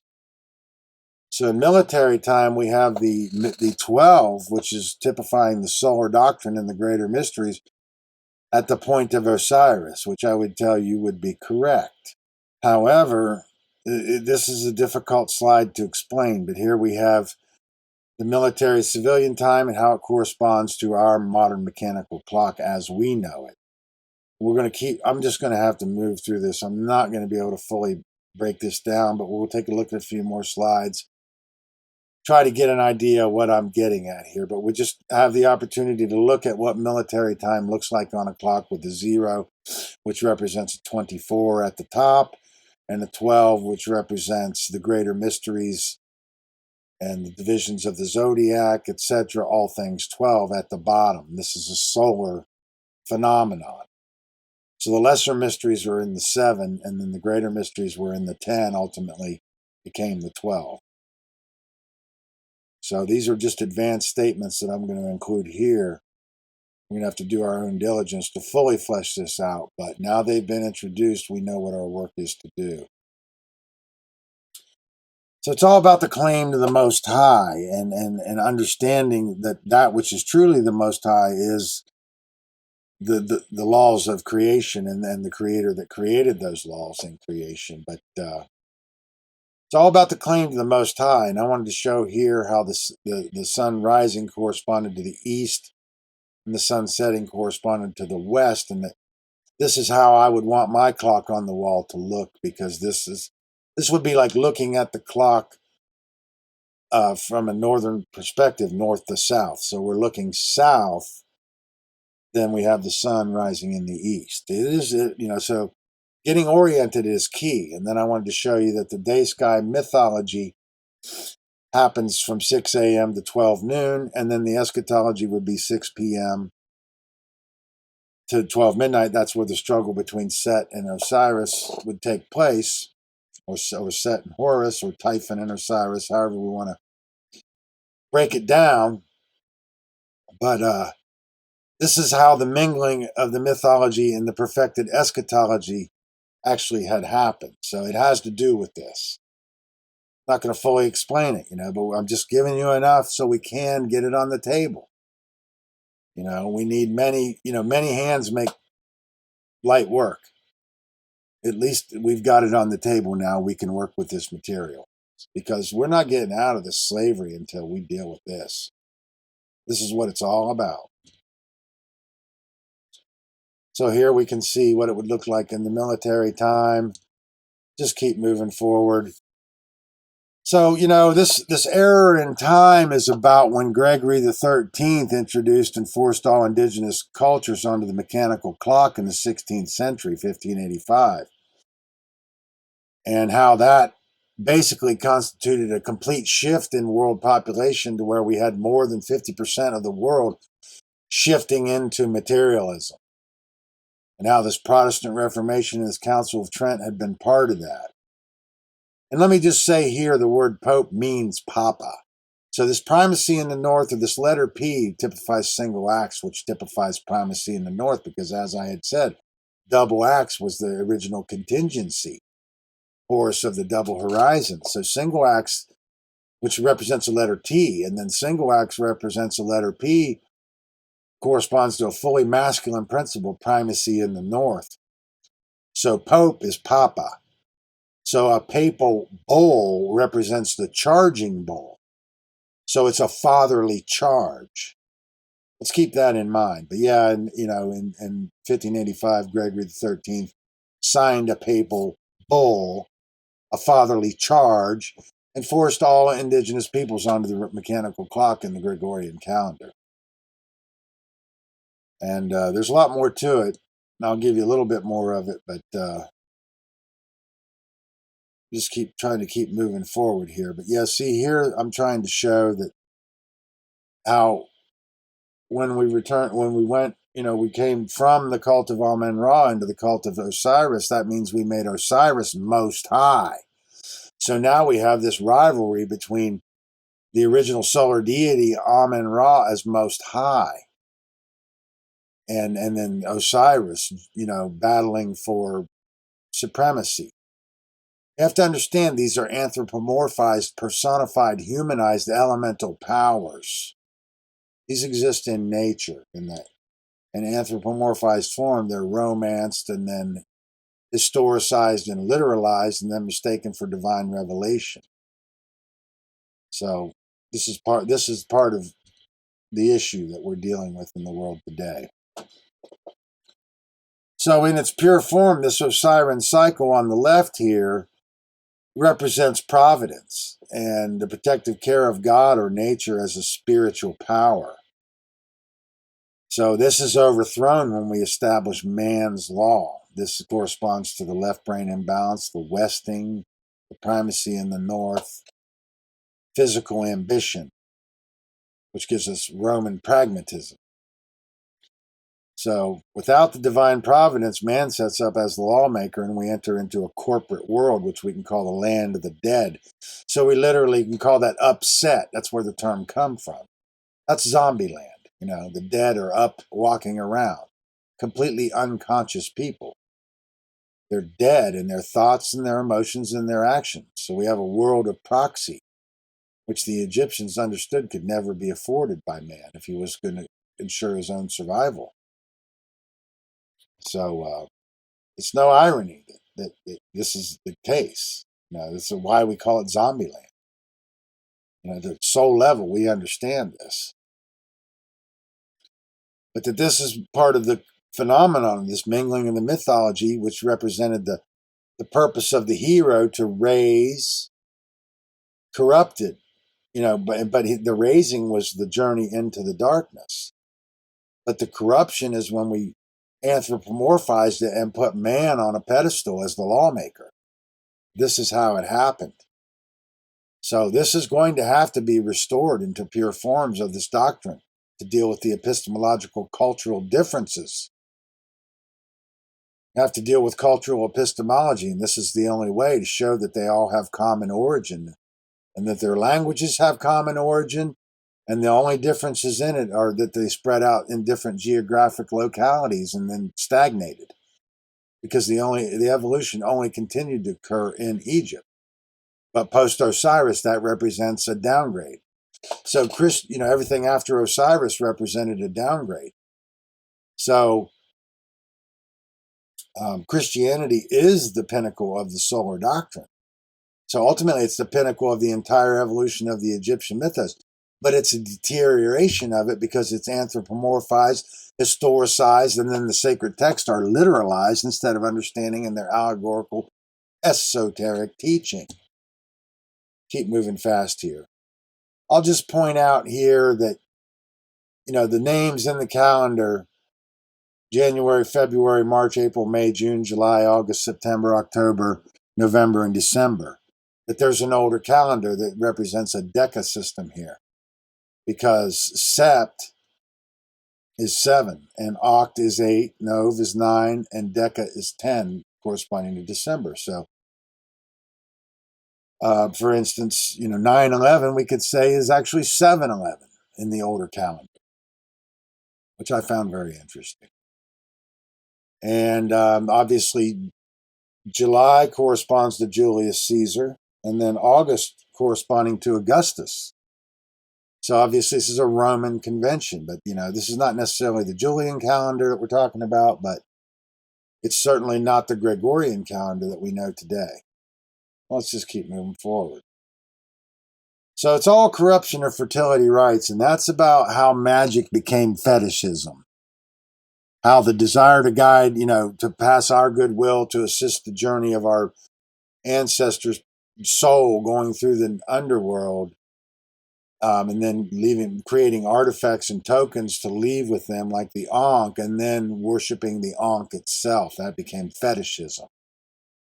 Then we coveted the material instead of having the wish for the soul to have a safe journey through the underworld. It's all about a corruption of fertility rites. So the only way to do that is to restore fertility rites into pure forms if we're going to deal. All the dogma in the world is post-Osiris. So if we can resurrect, or if we can restore this Osirian legend and understand the fertility rites and the pinnacle of the solar cult,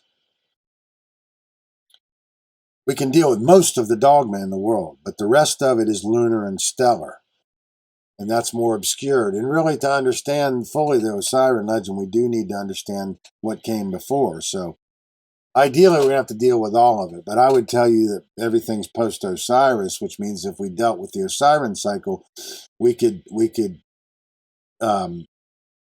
would be able to dispel most of the dogma in the world. So it's this day sky, night sky rivalry, this king of the hill and the holy mountain, and that it was perfected, 50 to 60,000 years ago, and then corrupted after, since 40,000 years ago when we went into the eschatology cult. That's where we get the mummification and all these perversions and all these strange traditions came out of not understanding this Egyptian science. And it gets stigmatized, basically cast in view as superstition, and then it's stigmatized, marginalized, and then ultimately, associated with evil, and everything is inverted or perverted and corrupted. So we're not getting out of this without dealing with this. So we have Osiris raised to most high. This disorientation causes the mingling of the mythology and the eschatology. It is paramount to understand why the spiritual realm is associated with night sky, and at the same time understand how a darkness invokes fear. Ignorance is the only darkness that needs to be feared. The square on the seat of Osiris is the most profound aspect because that's man's perfection of the physical realm. A lot more to that. The doctrine of incarnation, reincarnation, and the resurrection brought on from the stellar was established in the solar cult under the phase of fatherhood. The Horus of the double equinox, Horus the child in one equinox, who was Horus the adult in the other, constituted the double Hermanicus, one of the fulfiller, one as Horus of the incarnation, the other of Horus of the resurrection. The doctrine was first depicted as solar mythologically and next eschatologically. The difficulty has been to place the various portrayals of evolution in the correct order, and this has been caused by the latest phase, the Osirian, having been given the most prominent place in the ritual, which has obscured the former imagery as these have been brought on and mixed with the latest developments. Amenta in one aspect became the world of the dead, the Kasu, or burial place in the Osirian cult, which followed the cult of Amen. In the latest imagery, Osiris became the god of Amenta, or the god of the dead, or underworld, or heaven of eternity, where the sun and the mains went down in the west to pass through and emerge to rise again on the Mount of Glory in the east. By many writers, Osiris has been considered to have been a human living man, but he was, in fact, only the last imagery of the solar cult before the phase of eschatology. So this is all astrotheology, and now I'm going to show you how this plays out in the Christian cycle, in the resurrection of Jesus. It's the same thing. Most important to understand, an important point about the sun's journey through the different houses of the zodiac, where it exists in each house successfully, is that the transfer from one house to the next involves a power struggle and then results in an absolute transfer of power. The power struggle and power transfer has been the substance of myth and legend from time immemorial. The most great stories and legends deal with this particular phenomenon, and its potency is derived from the fact that it is about fertility and infertility, meaning incarnation and reincarnation of a fertility cycle, or in the divine aspect, the journey of an everlasting human soul, or, as I said, an extinction event. So there's a lot more to all this. I'm not going to fully explain it. There's no way we would have time, but I'm just putting it here so we have this, and then I'm going to be continuing to extrapolate on this. This is what my work consists of. So here I'm just showing you the cycles and the sine wave of the cycles and the journey through the zodiac. The Egyptian mythos was not venerated in constellations west to east or east to west until the onset of lunar and ultimately the solar phase of the evolution of the mythos. Waxing and waning angles are determined by geographic perspectives, but typically with regard to primacy in the northern hemisphere. These are ancient methods or the ancient science of timekeeping and is spiritualized in the hero myth and ultimately the eschatology, which deals with the waning angles, decreasing power. Thus, this is the early astronomy and cosmology of understanding pure forms of mythology, is understanding how these are spiritualized in the expression of understanding elemental powers, which is the sacred science. And this is just the same thing, showing you how the solar doctrine or the solar phase is affected by the movement from the northern to the southern hemisphere, and that this number 47 is very significant because it represents the 23.5 degrees to the Tropic of Capricorn in the south from the equator, and then 23.5 degrees from the equator to the Tropic of Cancer in the northern hemisphere. And it's all astrotheology, but the esoteric meaning and the teaching of the spiritual is in the mythological expression. How to become fully raised, how to learn this sacred science. That's the esoteric part. And I'm just I have a note here that Venus and Moon are feminine aspects. So let's always keep that in mind, because she's the birther of the hero. Isis is the birther of the hero, the Egyptian goddess. There's a lot to that. I'm not going to fully get into that. We are not here to be fixed by the church. We are here to fix the church, or temple, if you will, what is happening between our ears. So this Temple of Solomon is the symbolic temple we find in the first degree board of Freemasonry, representing the left brain, right brain hemispheres, with the left brain corresponding to intellectualism, or the intellect, and then the right brain, feminine intuitive qualities, masculine left brain, feminine right brain. A lot more to that, sun and moon, but we're going to move on. So when these are divided and split, we get this phenomenon known as polarization dialectics, which is basically how the world is controlled today, how this social engineering is affected or effective. And then we end up with these religions all ready to defend their, monotheistic God. And it's a dialectical manipulation, it's all represent an imbalance. And we get these elephant cults and these donkey cults and this politics, which is a world of man's law and proxy, and this illusion that government was ever, a non or a secular idea. It's still non-secular. It's always has been. The world is ruled by religion. We have to understand that. So here I'm showing you how the phases of the evolution of the mythos correspond to these pillars. And I'm showing you how this was codified in the pyramids, which proves that the stellar people who built the pyramids understood this. And the word Israel represents each phase of the evolution of the mythos, with the is the lunar phase, the Ra is the solar phase, and the El is the stellar phase. And that the term Jew, it's not an ethnicity, it's a religio-ethnicity. So parochialism is about, the idea that they're God's chosen people. So it's not really any different than the master race. It's just, it's a claim to the Most High. It's all about the claim to the Most High. There's a lot more to it. I'm not going to fully explain it now, but, here's what this solar cult looks like in the modern world, to even think that resources are used. But, I don't really have a problem with it, because there is an esoteric, allegorical, positive teaching in the Christian, if it's properly understood. But this idea that we're supposed to externalize our faith that this Savior might come back and save everybody, it's bunk. So it's the individual's responsibility to become like Christ, to fully raise. But this one in the lower right, this ark that is built in Kentucky, I do have a problem with that, because all of these solar doctrines are based on this idea of this flood. And this, the idea that the world was saved on a boat full of animals. And this is a myth that needs to be put to bed. And the fact that it doesn't even think that this was paid for with tax dollars it's an atrocity. But, these are symbols, in this sense, in my view, of slavery, because they're reinforcing this solar slavery in this solar phase of the solar doctrine.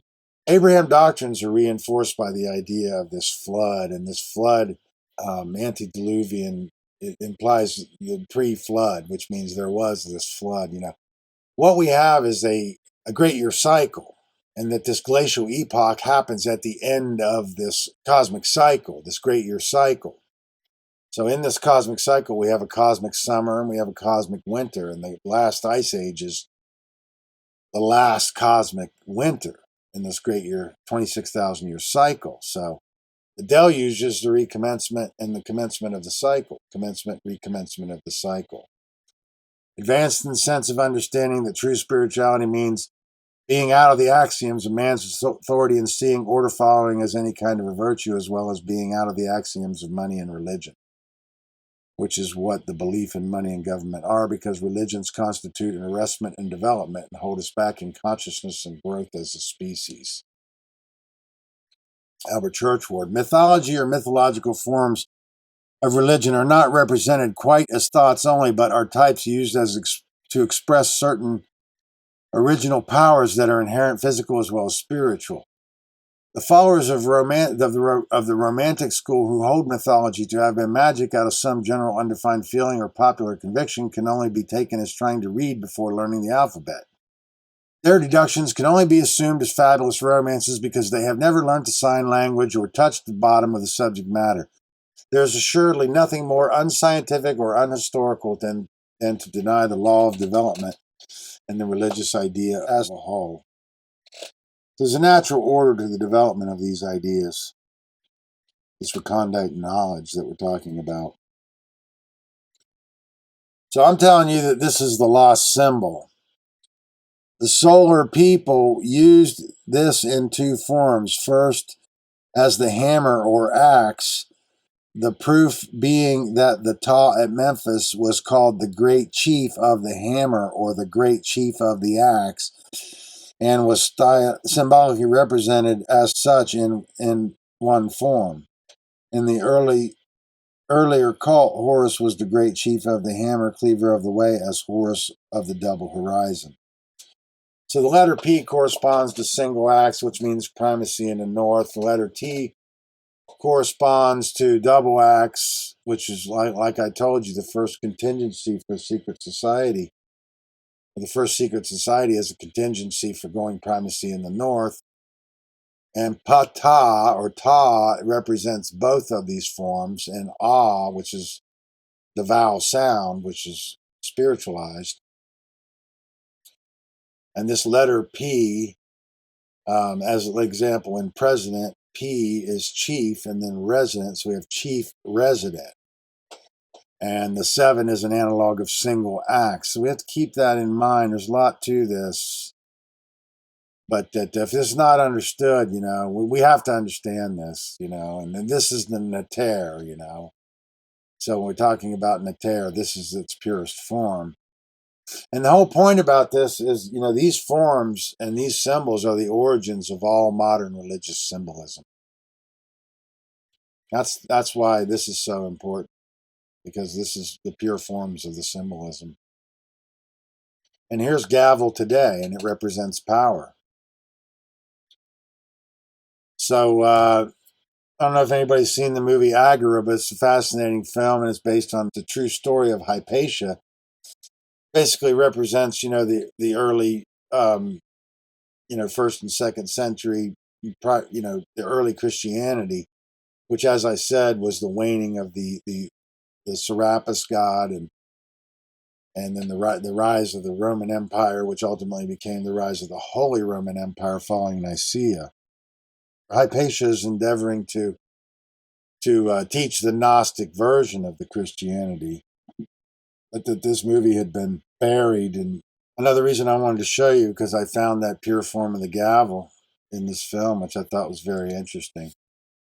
So this phenomenon of hafting is this, when we had gavel, it was transferred into this when our implementation began to evolve. And then here I'm showing double axis Horus Behutet, the first contingency of Horus of the double horizon, and how that became primacy in the north. There's a lot more to this. I'm not going to fully explain it now. Etymologically, root of the word natural, it comes from nater. The English word nature is etymologically derived from the Egyptian word ntr, meaning God, because only the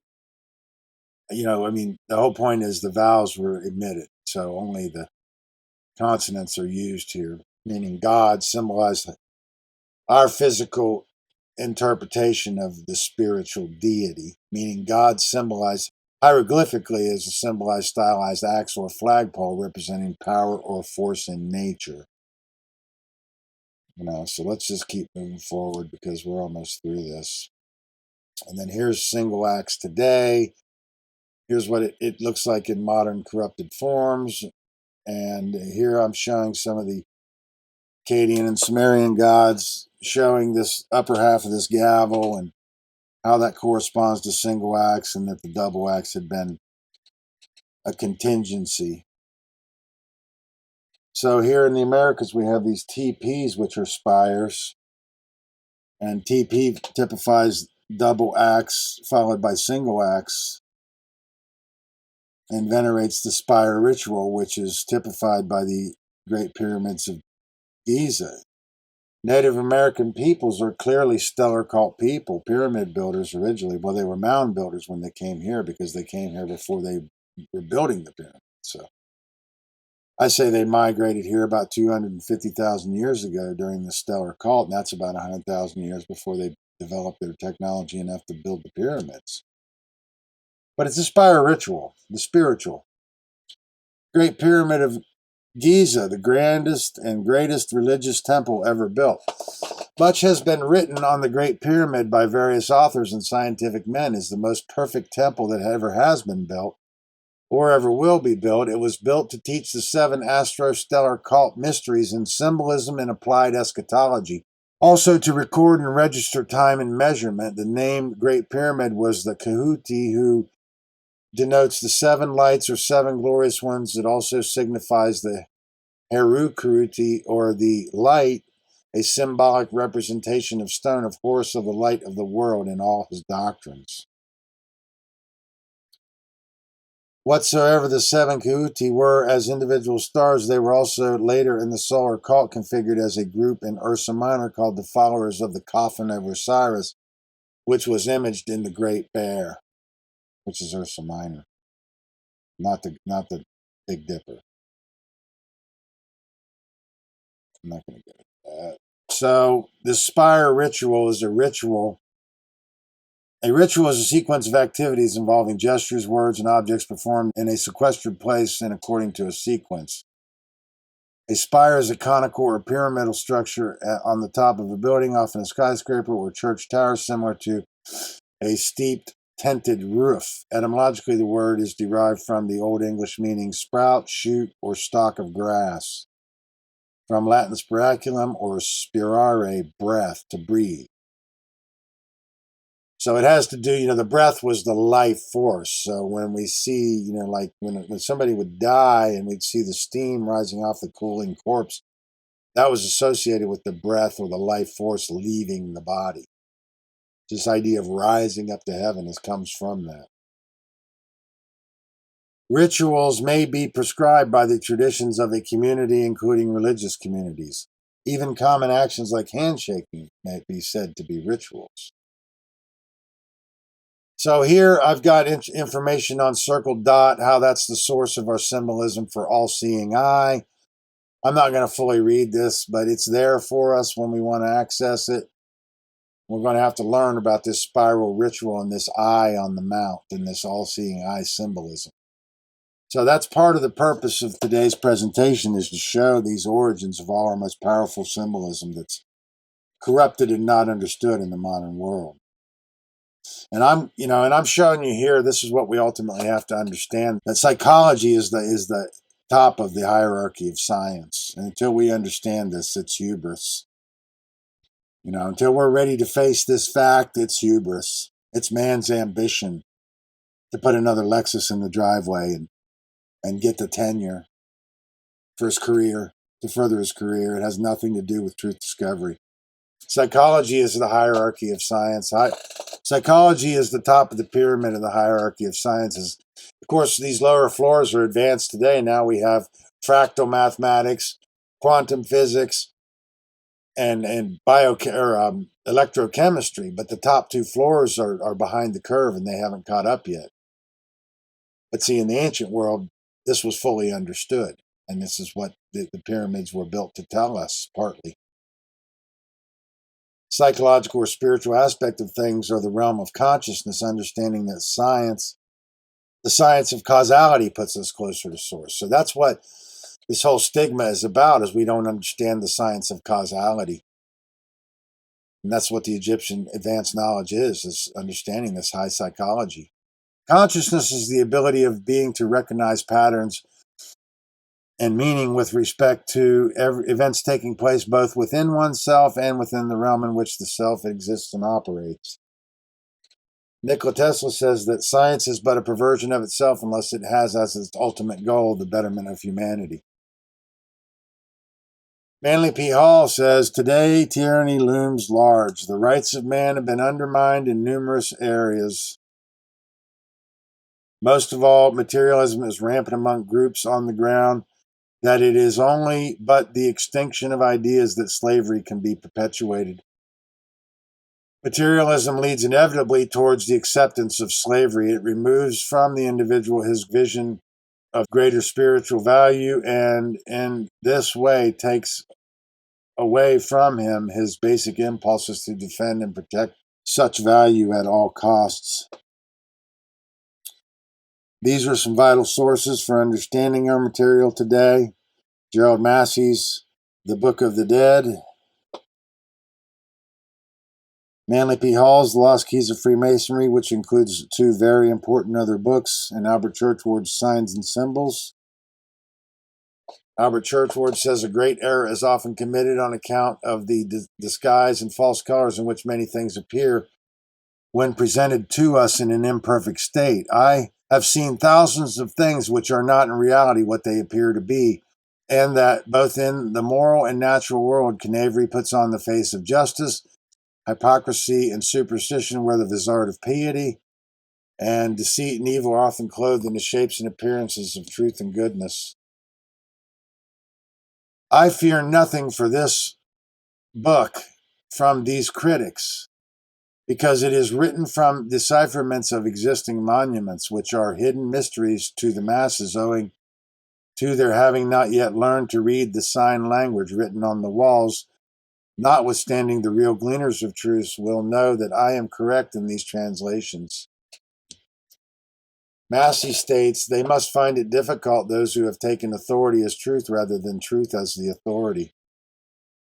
Regarding Egyptian mythology, Massey states, there is nothing insane in it, nothing irrational in it. The insanity lies in mistaking it for human history or divine revelation. Mythology is the repository for man's most ancient science, and what concerns us chiefly is this: when truly interpreted once more, it is destined to be the death of the false theologies to which it has unwittingly given birth. The work of Freemasonry as a mystery school now emerges from the obscurity that has so long enshrouded it. Freemasonry is Isis, the mother of the mysteries, from whose dark womb the initiates are born into the mysteries of the second or philosophic birth.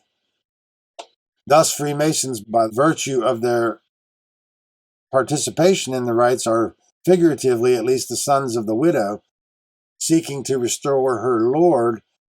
It follows that Masons are widows' sons. They are the offspring of the institution widowed by the loss of the word and of the eternal quest. In the Egyptian rites, Horus is the savior, avenger, the widow's son, conceived before the brutal murder of Osiris, hence he is the redeemer. And I wanted to mention left foot forward means human evolution. The great purposes of Freemasonry are thus revealed in unexpected clarity. Freemasonry is philosophically opposed to the reign of ambition. Its duty is to reestablish that golden age when wisdom, personified as Osiris, and not greed, personified as Typhon, shall dictate the course of human procedure. The day must ultimately come when the Horai, by virtue of their royal purpose, accomplish the consummation of the great work. The missing word will be found, the golden substitute will cast aside, and as promised in the ancient rite, Osiris will rise resplendent from the dead and rule the world through those sages and philosophers in whom wisdom becomes incarnate. And Osiris meaning the Egyptian science, not coercive government. In the meantime, the widow, the mystery school, continues to produce out of herself a host of potential redeemers, one of whom must someday become the true Horus, the avenger of all evil. And here's the essential authors that we're going to need to understand this presentation. And Churchward says, a man who clings to sensuals cannot associate with spirituals. If we want truth, we must labor for it quite as hard as we labor for gold. Egypt, how I have dwelt with you in dreams so long, so intimately, that it seems as if you had borne me. Though I could not know it was so many thousand years ago, and in my gropings darkly underground, the long-lost memory at last is found of the motherhood, you, the mother of us all. And to my fellow man I must recall the memory too, that the common motherhood may help to make the common brotherhood. And that is the end of my presentation. So I want to say thank you to Brandon Martin for hosting the Seed 4 conference. I want to thank all of the speakers who are participating in it, and especially you, the viewer, who are trying to learn and understand this information. Thank you, and I hope that you found value in the information presented today.